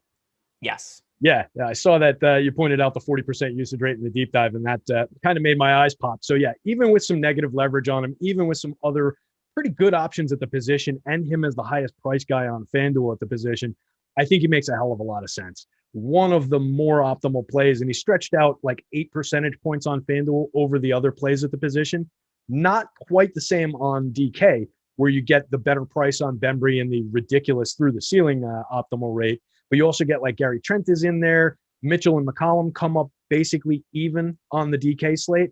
But on FanDuel, he stands out pretty much above the other guys. He is getting negative leverage by comparison, but it's not like dramatic where it's really going to cost us to go to him. So maybe you mix him in, maybe you undercut the field by a little bit. If the field is around 40%, you could undercut and still be fine, and maybe give some extra shares to CJ McCollum. But I definitely want to have a good amount of Donovan Mitchell at this expectation of production. All right, we do have another super chat here from Brandon Wagner. He's asking how much Kevin Love is in play here. How much Kevin Love is in play here? So Kevin Love, I have him in my player pool. He's not like a core piece of it, but I have him. Let's see, my current run. I want to say I had him like 10-ish%. I've ownership of Kevin Love right around 10%. And here's the deal with Kevin Love. Number one, if we talk about games with blowout risk, one of the only games on the slate that does not have blowout risk, the Toronto Raptors Cleveland Cavaliers game, only a 2.5-point spread in that spot. 5 of the 7 games do have double-digit spreads. This is one of the games that we can expect to stay relatively competitive. The total is pretty low, but I do like that it should at least be a close game. And the other thing with Kevin Love, too, is if you look at his minutes as of late, they have slowly been trending up. But one of the things that's been a little bit of a knock against him has been blowouts. So the Cavaliers have played in 7 consecutive games that have been decided by 14 or more points. But the way that Kevin Love's minutes are trending up, I have a feeling that if they are in a competitive game, we could see 27 to 28 minutes from Kevin Love. The only reason we have not seen him get to those numbers is because they've been in such one-sided games, but the spread indicates this one should be a little bit closer. Kevin Love also, no Jared Allen, no Larry Nance, those guys both out. That gives him more rebounding opportunities. So even in limited minutes, we have Kevin Love averaging nearly 10 rebounds per game over the last 3 games. So Kevin Love, I think, is going a little bit under-owned in GPPs, and I think there is a sneaky amount of minutes upside that people might not really be hip to just because the Cavs games have been so non-competitive for the last month. Did you get to Kevin Love at all in tournaments? Yeah, he's coming up for me in basically around, I think it was around 12 in that last crunch that I ran, just loading some baseball lineups in here before we lock. So he was coming up around like 12% for me, which on FanDuel is under the field. He was in our last run of ownership coming up around 19%. I think I'd rather be under on a play that we're still somewhat guessing on. The minutes are trending up, and yeah, it is a tighter spot. And he is a guy who can produce by accruing counting stats, grabbing all those rebounds. There's plenty of rebounds available for him without the other guys in the front court. It's just not a spot I really love, really trust. And I think they're, at least on the FanDuel slate, you're getting a ton of value in Christian Wood. There are other guys I'd like to get to, like Draymond Green, I think has a lot of value and should shoot up a little bit more with Oubre out. He's in play for sure. And it might, I'm going to stick with what I said. I would rather be below the field. I was going to try and make an excuse to get to him around the field on FanDuel. I think on DK, you can get to him more around the field. It looks like he's getting about level with his expectation between the public ownership and what we expect for him. So maybe there you could get a little bit ahead of the field, around the field on him. You get him at power forward and center there. So there's a little bit of utility, a little bit of flexibility. If we were confident in 28 minutes even, and anything in excess of 30 minutes, Kuzma ruled out, by the way. Anything in excess of like 30 minutes, he becomes a much, much stronger play and someone I'm rostering with confidence. It's just about that question mark around, what do we fully expect for the minutes? All right. So game plan here. We've got a couple more super chats to read. Then we're going to circle back around to Kuzma news. We'll probably have projections updates on the site by then. We could talk about those. And by the way, like I said before, projections are free. So you go over the page, refresh, and you can see when all the minutes and whatnot get updated for the Lakers. We will hit on that news in a second, but first I'll hit the rest of these super chats. From Zach Anderson, I realize the prices are different, but on DK, how would you rank Mitchell, Westbrook, and Curry in terms of priority? So let me just go to my exposure and see what I have for them in order. I have the most exposure to Curry. I have Westbrook and Mitchell very, very close, with slightly more exposure going to Mitchell. But all three of them, I am currently a little bit overweight to the field on. So Terry, for you, how would you rank the priority of Mitchell, Westbrook, and Curry? I love all three spots. I would have a ton of all three players. I would probably try and push my Westbrook ownership at this point, just based on him having by far the best leverage score while ranking out pretty well in comparison or ahead of those other guys. So I think it makes sense to, even though he's the most expensive of those plays, push it with Westbrook if you can pay for him. And I think there's a million different ways to pay for him on this slate. Even if you're just looking at like our boom bust board, build in the four guys above him. Grab three of those guys because they're all on Toronto, and then make Russ Westbrook your next click. And I think you're off to a pretty good start for your construction there. But I don't think you could go wrong with any one of those three plays. All right, one more super chat here, and then we'll hit on the Kyle Kuzma news and what that means for the Lakers. From H3 Art of Pax, is 4 wraps too much? Also, do you like Anunoby on DK? Let's see. Do I have any lineups on DraftKings with 4 Raptors players? What is the most I have? I think the most I have is 3 in any one GPP lineup. I think 4 could be stretching it a little bit because it's not like all these guys are min price, right? If we had a bunch of them that were min price, like DeAndre Bembry, ridiculous cheap. He's the number 1 priority for me on DraftKings for sure. But like, what is the upside in playing like Boucher, Malachi Flynn, Gary Trent, like Anunoby, like 4 of those guys together? That might be stretching a little much. So I would say probably 3 max for a GPP. You could go 4, but I don't think that is necessarily the best for upside. So what is the most amount of Raptors you would play in a DK GPP, Terry? So my typical approach to that question is usually 3 as kind of a blanket answer. And I think the 3 holds up here. It's something I'm always willing to be flexible on, particularly when we get a guy like Bembry with just explosive value here. But I think when we look to, like, I think Boucher is at a good price here for the opportunity that he's going to have. But I think Malachi Flynn at 5,300, probably around okay in terms of price. Like, that's around the right price for what the production this guy puts up in general is. I think 56, Gary Trent, around the right price. He could definitely put up a ceiling game at that number.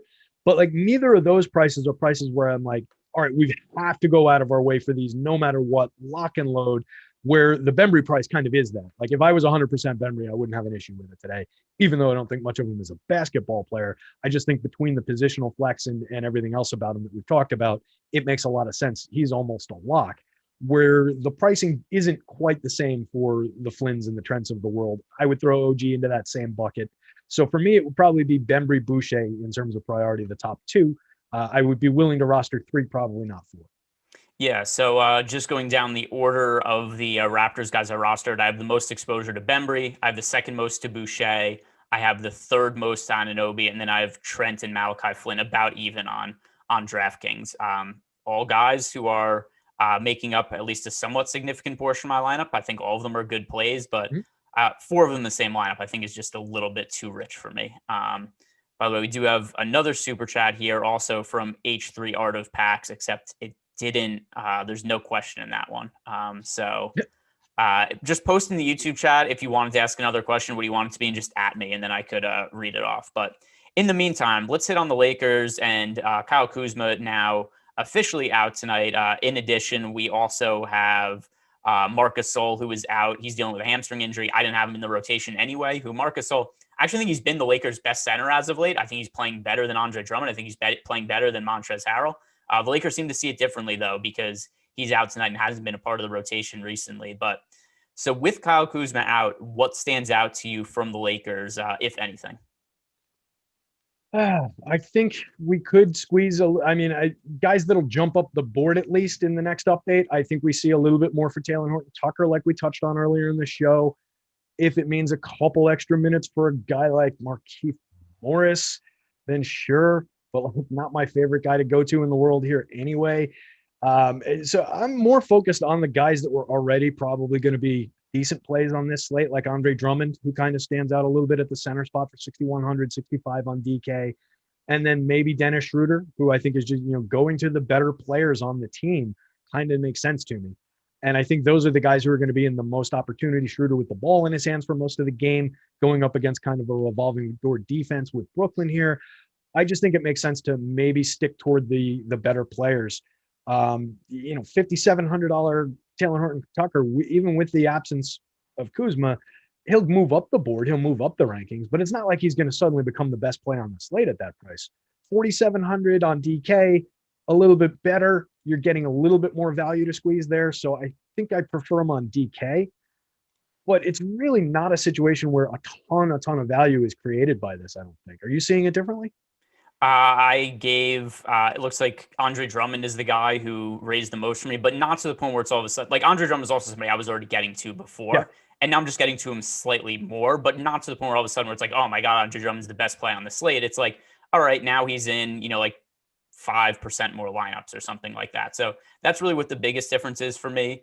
I'm still not getting to Taylor Horton Tucker. If Alex Caruso is ruled out, then I'll probably end up getting to some Taylor Horton Tucker. But as of right now, I still have, Caruso in there playing over 20 minutes. So that's going to minimize the upside of THT. But Drummond, I think, is the guy for me. It's still a favorable matchup against the Nets, and it looks like there has been somewhat of a priority to get Drummond minutes. He started his first game with the team. He started last game and they're playing 27 minutes, even though he picked up 5 personal fouls and briefly left the game due to injury. So I think there's a little bit more playing upside for him. And it seems like the Lakers really want to integrate Andre Drummond and make him a part of the team. So on both FanDuel and DraftKings, I'm going to be getting to Drummond. But one of the issues I have with him is not necessarily him and his projection itself, but there's a bunch of other center plays I like also. But are you getting to Drummond? Yeah, he'd be in the mix for me. But to your point, there are other center plays I like better, and I touched on it earlier in the show. I just think we have 2 explosively optimal center plays in Enes Kanter and Chris Boucher that are just going to be soaking up a lot of the ownership for me. So I'm willing to go well beyond the field for both of those guys and kind of distribute a lot of ownership to the 2 of them. But Drummond is the next guy on that list. So he'd be the 3rd center priority for me. And I think it makes sense to, if you can figure out a way for all 3 numbers to exceed the field. And I think we'd be talking about 33-ish% for everybody. And then just roll with those 3 guys as all your centers is really the only way to get well over the field on those guys, or, allocate a little bit more to the top 2 and a little bit less to Drummond and get him 25%. But yeah, I'd like to be over on all 3 of those guys if I can, and not really sweat the rest of the center slate. Like, if I don't have Rudy Gobert in my life tonight, I don't really mind it at 8,600.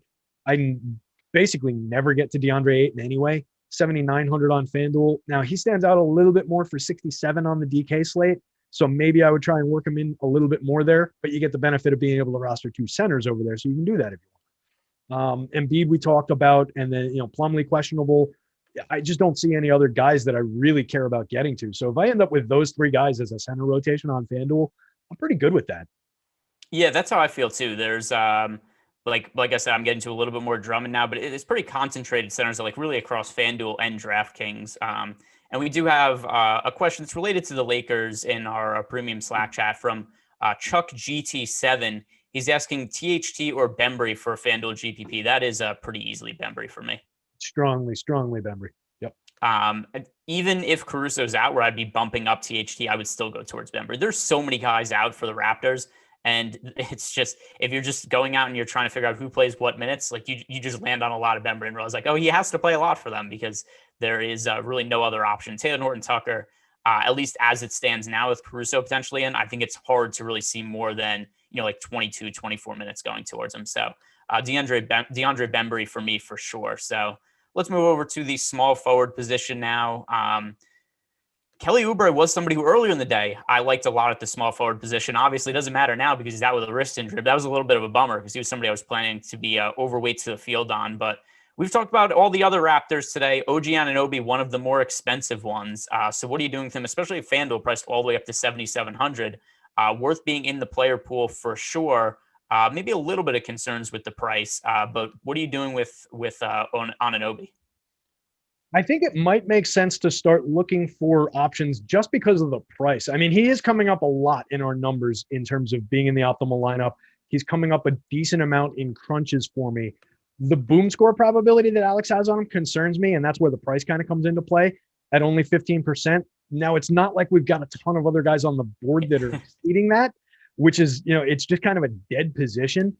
But I do think there's tournament value in maybe starting to look into like a little bit of a Rui Hachimura, even though he's getting owned. I think there's maybe some tournament value in going to Kevin Porter Jr., even though I don't love the idea of the $6,600 price tag, but there is some leverage there. So this is the spot where I think I'd be a little bit willing to spread around some of my distribution. Like I talked about at center, I'm going to like three guys, and I'm comfortable with that, where I think we can spread a little bit more on the FanDuel slate and get to some of these ancillary guys. And it gets interesting around leverage, though, even when you go down the board to like a Bojan Bogdanovic, who doesn't stand out for most of this stuff, but is getting owned like double his optimal rate and very negatively leveraged. So you can kind of thread in and out of some of these leverage plays and just do it that way at the small forward spot. And I think that has value on the FanDuel slate. Takes a little bit more manual work in doing that in, if you're using Cruncher and banging out 150 lineups. But I think it starts to make sense getting away from kind of a clunky player in OG Anunoby who does have to do things like stealing the ball, which he does very well, and getting some of those counting stats in order to be relevant. That becomes more difficult at 7,700. So I think that makes sense. Then you get like $4,000 Kent Bazemore exploding up the board in Oubre's absence, which makes a lot of sense as a lock him in kind of a building block play. But another guy who's going to be very, very negatively leveraged, and another guy who I don't fully trust. The price is right. Don't get me wrong. Makes a ton of sense. Use him as a building block. But there are guys to mix and match through at the small forward spot. Even if you wanted to go to like $700 more expensive for Denny Abdia, I don't hate that with a 31-minute projection and much, much less ownership. So it's a pivot spot for me. So I'll say this, if cash games, if I was playing on FanDuel, because I think a lot of people will be asking who to play at small forward on FanDuel. This is one of for a decent sized slate, this is one of the weakest positions I can ever remember seeing. It's terrible on FanDuel. It's really, especially because, Kelly Oubre's out, like I said before. Kuzma's out now. He would have been a viable play. Then we have, Durant's out, LeBron's out. There's only so many options at the position. So if I had to go with two on FanDuel, which obviously if you have to go with two on FanDuel, but there's no rule where you could skirt it and play less than two small forwards on FanDuel. Man, I would love that. My choices would be Anunoby and Kent Bazemore. Do you feel the same, or would you go differently? Yes, I do feel it for a cash game. Absolutely, they make the most sense. The price is right on Bazemore, like I talked about, and Anunoby makes a lot of sense. But if you're doing that for cash, are you ruling out one of the other Raptors plays from the four that we really talked about earlier? Or like for cash, are you willing to go with four? For cash games, I wouldn't go with Malachi Flynn because on FanDuel, I think that there's much better options to pay up for than generally when I'm talking about cash games. Also, I really like to let ownership kind of dictate what I think the best cash game plays are. And Malachi Flynn is just going so low owned on FanDuel that I don't think he's very high priority for cash games. Makes a lot of sense. I like that. Yeah, that would be a big time pay up spot for cash games at the point guard. So I can see it. Let's see if there's any other small forwards that we haven't talked about. Not ones that are important to me. Like DeAndre Bembry's taking up so much of my small forward exposure on DraftKings. He's started to get away from it. It's a position that's relatively crappy on both sites. So power forwards, we've already talked about Anunoby. He is power forward eligibility on DraftKings. We talked about Kevin Love already. Let's see. Who have we not really discussed yet? How about Isaiah Hartenstein, who I think is kind of an interesting guy to look at for this slate? The minutes are impossible to predict for a couple of reasons. Number one, they're already highly variant to begin with. He gets in foul trouble every single game. Like, this is a guy who plays like 15 minutes, still manages to pick up 5 personal fouls. But the other thing too, and it's something I talked about before also, is the Cavs have been in so many one-sided games recently, 7 games in a row decided by 14 or more points. And there's also been a bunch of games decided by 25 points, 30 points. So massively one-sided games. He plays a lot of garbage time. I think this is going to be a competitive game, one of the only games with a tight spread on the slate. So I don't think it's all that likely that Hartenstein sees massive minutes, but he's such a good points per minute fantasy producer. Did that lead you to get to him at all? Yeah, I mean, 1.15 fantasy point per minute in all situations over the course of the year for only 5,100 at, I don't want to say weak, especially while we still have Tobias Harris in, but it gets weaker once Harris comes off. So I think we can get to him. I think maybe, do I prefer Kevin Love? I don't want to say that. I think I prefer the Hartenstein play. Since you get him at both at power forward on FanDuel, I think I prefer the Hartenstein play for a little bit less salary, save a little bit of money. I don't know that I'm going out of my way to get to either one of them. I think I would prefer to get to Draymond Green for 7,600 and just pay up at the spot. I think we're going to have the money to do that. So for me, it would be more about making plays like that. Maybe go to a Robert Covington. I think he should see some relevance on the board with Nurk out. So for me, he's not one of my primary options. Again, another guy that if we knew for sure we're getting 28 minutes instead of 22, even 26 minutes at that production and at that price, he becomes a lot more interesting to me. But yeah, he is definitely coming up with a good boom score and a very good optimal lineup rate from Alex, second ranked player at the position in terms of optimal lineup rate. But he is getting that ownership that we talked about, a little bit negatively leveraged. I think we can dance in and out of the leverage at both forward spots. All right, you talked for the exact perfect amount of time because by the time that you started and finished, it was just the amount of time that I needed to get my lineups all uploaded and in. Somebody that might be the first time anyone's ever said that to me in my entire life. It was literally to the second. It was the exact right amount of time. Somebody not a power forward eligible on FanDuel. I mean, not power forward eligible on DraftKings, but is on FanDuel. So it makes them pretty different play to me on both sides. Also, there's a price difference, but Christian Wood is a very, very high priority play to me on FanDuel. Priced at 7,800. His production, the ceiling has been massively high recently. Before the year, Christian Wood's been a really good points per minute fantasy producer. And something that I think matters here in a positive way more than people might realize that John Wall is playing today. Christian Wood's actually averaging more fantasy points per minute with John Wall on the court this year, slightly higher usage rate with John Wall on the court also. I think the guards are so crappy for the Rockets that it just really helps him to have somebody get him the ball. So I think that John Wall being out there is actually a little bit of a boost to Christian Wood, even though we would normally think that a high usage guy being off the court would benefit another high usage guy a lot. I don't really think that makes the case with Christian Wood, and the numbers kind of bear that out. So how high of a priority for you is Christian Wood on FanDuel? He is the top power forward option for me on the slate. So somebody I would go out of my way for at the position. Think it makes a ton of sense to view him just kind of as a big time building block for the slate, not sweat really just a couple ticks over the leverage mark in terms of our leverage score. Like I would much rather have a more expensive by 2,000 Christian Wood in my lineup at a -3 leverage score than a Kevin Love at a -9. I just think that makes a whole lot of sense for tournaments. I think it makes a lot of sense. He's the cash game play, top priority at the position for me. And yeah, I totally agree. It makes a lot of sense if you think it through, even if Wall is a high usage guy. Well, great. Now we're pairing two high usage guys. They're going to consume 60% of the team's usage, and everybody else can play their ancillary roles like Deshaun Tate. Fine. He's off to the side and he'll pick up his little shares of usage. But Wood and Wall are going to be playing a two-man game for the most part, going up against not a great defensive team in a high-paced spot. So I think there's all the opportunity in the world for Wood to have a ceiling game. And then we do another super chat here, one that has a pretty clear answer for me from H3 Art of Pax. 8,800 left for a shooting guard, Donovan Mitchell or Devin Booker on DraftKings. It is Donovan Mitchell for me, pretty wide by a pretty wide margin. For sure. Yeah, I'm with you 100% on that one. Booker we haven't really talked Booker because he just doesn't really pop. He's not really slate relevant. Good player for sure, but 9,200, I think he's appropriately priced, maybe a little high for what he's been on the FanDuel slate, 1.10 fantasy points per minute over the course of the year, 8,900 on the DraftKings slate, kind of around the right price. So he doesn't really stand out. Could he have a great game? Sure. Is he likely to have a great game? I think he's likely to come in right around the median projections that Alex has in the mid-30s. And then just kind of across the show we've done, I feel like we've talked about most of the power forwards and centers that are relevant at this point, but are there any power forwards that we have not talked about that you have any relevant amount of exposure to that you think is worth bringing up? I touched on Covington. I just think that 5,900 makes him a little bit interesting, a little bit relevant. Not the biggest ceiling guy in the world by any means, but should see enough minutes, enough use, and be relevant enough at that price so we can work him in, but more of a mix and match, not somebody to go out of the way for. Similar for Harrison Barnes, although going up against Utah, not a great matchup, but I think there's enough opportunity for him. 35-minute projection from Alex. He's fine to mix in. Again, these are guys that I think are fine to use as mix and match type options through a position that I'm willing to get beyond the Christian Wood spot. I'm willing to use that second power forward spot a little bit like what I talked about with small forward, where I'm willing to drop down in terms of the overall upside to mix and match some of these guys for leverage.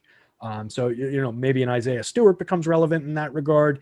I mentioned Harrison Barnes. There was somebody else who I just saw. Tony Bradley, maybe a little bit relevant in the same way. Just somebody that the field's not going to be on and comes up around 10-ish% of optimals. So guys I'm willing to throw some darts on in tournament play. Yeah, and then one other guy too, just because he stands to gain a lot, like we saw the other day, is Isaiah Stewart on FanDuel. If Mason Plumlee ends up getting ruled out, he's going to be a terrific value play, just like he was the other day. And I think it's worth getting some exposure to him right now, just because I think you want to, especially if you're playing multiple lineups. I think you want to have Isaiah Stewart in lineups in the event there's no Mason Plumlee. Like we saw this the other day with Isaiah Stewart, totally broke the slate and much less ownership than he should have had because people weren't willing to make the swap, or they just already had a lot of lineup spots already filled and they weren't able to make the swap. And something else that I would look at there that also goes to show how strong a play Isaiah Stewart was, other than just what the final result ended up being, is if you go to like DraftKings and you look at his ownership across different dollar contests, he was like in the $4, something like 12% owned. And then as you scaled up the higher and higher dollar buy-ins, once you got up to like the 444, I think was the biggest contest for the night. He was like 36% owned. So that's always a good indication that somebody's a really strong play, is that when you see their ownership kind of scale across the higher buy-in level. So I want to do something similar with Isaiah Stewart here. I want to have him in some lineups, get exposure to him. So I just want to make sure that I'm able to get to him should Mason Plumlee end up getting ruled out. One guy we didn't talk about, or I don't think we really talked about, maybe we didn't, I forgot, but Royce O'Neal, just because Jordan Clarkson's out, I think his potential for him to pick up a couple of extra minutes. A guy who just has a lot of versatility to play a lot of different positions on the floor. I think he gets a slight boost with no Jordan Clarkson there. Last game, he played 32 minutes. Even though the game was a blowout, I think we could have seen potentially somewhere in the neighborhood of like 35 to 36 minutes from Royce O'Neal had the Jazz not won their last game by 19 points. So moving over to the center position now, we have gotten a few questions about the position. So I'm going to ask you this question, Terry, and I'll give my answer right away too, because we're running a little bit out of time. Favorite overall center play on FanDuel? For me, it is actually Enes Kanter, slightly ahead of Chris Boucher, but those two are clearly the top two center plays. I know you like them also, but which one do you prefer? Those were the top two center plays. Yeah, for me, all day long. Earlier in the day, I like Chris Boucher better. I wrote him up in the article, and that flipped a little bit after I wrote the article. I like Enes Kanter also just a little bit better. Just love what Kanter does on the boards. I think he's an underrated scorer from the post. A lot of just, post moves, pulls down a just massive offensive rebounding share for the team, and is able to turn them into putbacks or kick the ball back out, keep the play alive. So I just think he does a lot, and only 5,000 on the FanDuel slate. Just very, very relevant. The offensive rebounding share for Enes Kanter, 61% of their offensive rebounds. Love that. So I just think he makes all the sense in the world. But Boucher's right there. We saw the explosive upside game from Boucher just the other day in a similar situation. And now you take Siakam off the court behind him. That makes a ton of sense as well. So I have no gripes getting to either one of them. Yeah, and then even on DraftKings, I have a bunch of Kanter, I have a bunch of Boucher. The other centers I have Andre Drummond also. I have a very small amount of exposure to Rudy Gobert, but beyond that, the other guys are just power forward, center eligible players that I have power forward exposure to. Of guys that actually take up just the center spot, it's Kanter, Boucher by far the most, then some exposure to Drummond, a very minuscule amount of Rudy Gobert, and those are my center guys. Is there anybody like off the wall you're playing at center? I think I remember saying before that just the three of Drummond, Kanter, and Boucher. Yeah, we primarily focused on those guys. Just to throw that back to you real quick on $8,300 Christian Wood as a center only play on DK. I don't think I heard his name in that list you just rattled off. Is he not in play for you over there? So here's another thing also. Is if you're playing on both FanDuel and DraftKings today, and I was able to make lineups for both sites today, if I'm getting a bunch of Christian Wood on FanDuel, I don't feel a need to get to him on DraftKings also, because I kind of look at my investment just being across the board play, where it's like I don't need to get Christian Wood as a center only play on DraftKings at 8,300 when I could get him for cheaper at a scarcer position on FanDuel. Mm-hmm. So for that reason, I didn't really feel the need to go there. Yeah, buy your shares of him where he's at the right price, where he's in an advantageous position for your lineups. And yeah, like you said, I don't play much across sites. I probably should more than I do. But yeah, that is the right way to look at your cross sites as just one big portfolio of options, and consider your ownership across sites when you're doing this, because frequently guys do stand out in different ways across the sites. That's a great point. All right. And almost running out of time here, but one more super chat to answer really quick. Jordan Reeves, who is saying Ingles, Bembry, Trent Jr., FanDuel Cash, which one of these guys scores the most points? So those answers, Ingles, Bembry, and Gary Trent Jr. If you could just pick one of those guys, pricing doesn't matter, who scores the most fantasy points? We're just talking about raw fantasy point scoring? Yes. Jeez, do I have to choose Bembry?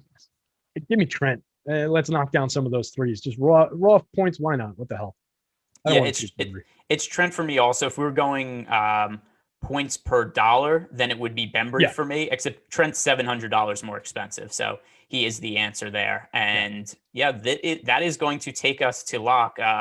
Here's a little bit that I used to do with Spags and Josh Engelman for football Sundays. And I mean, we've got like 15 seconds left until lock. So I think this is a good way to finish. Which player is most likely to ruin your night today, Terry? Oh God, how could it not be DeAndre Bembry? Right? I'm not. I mean, at least on DraftKings, though, he's 30. FanDuel is different, but on DraftKings at 3,600, I don't really see a way that he totally ruins the night. What about who's a player that you don't have exposure to that you think could absolutely end up biting you in the ass? If he goes, Joel Embiid could just shatter the center place. I think that's interesting. It would be a totally different construction than anything I'm on, considering it would spend, $10K at 10-1 at the center spot. So that would just completely change the shape of the slate if he plays and goes off.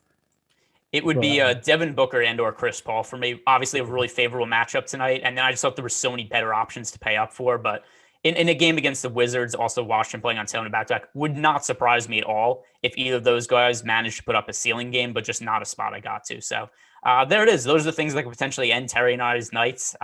At least, guys, the Washington game, Washington-Phoenix, a later game. So won't find out I'm dead until later. But that'll do it for today, guys. If you haven't done it already, hit the like button on the way out. Subscribe to the YouTube channel. No more shows tonight, but there's going to be plenty more tomorrow. So good luck tonight, everybody.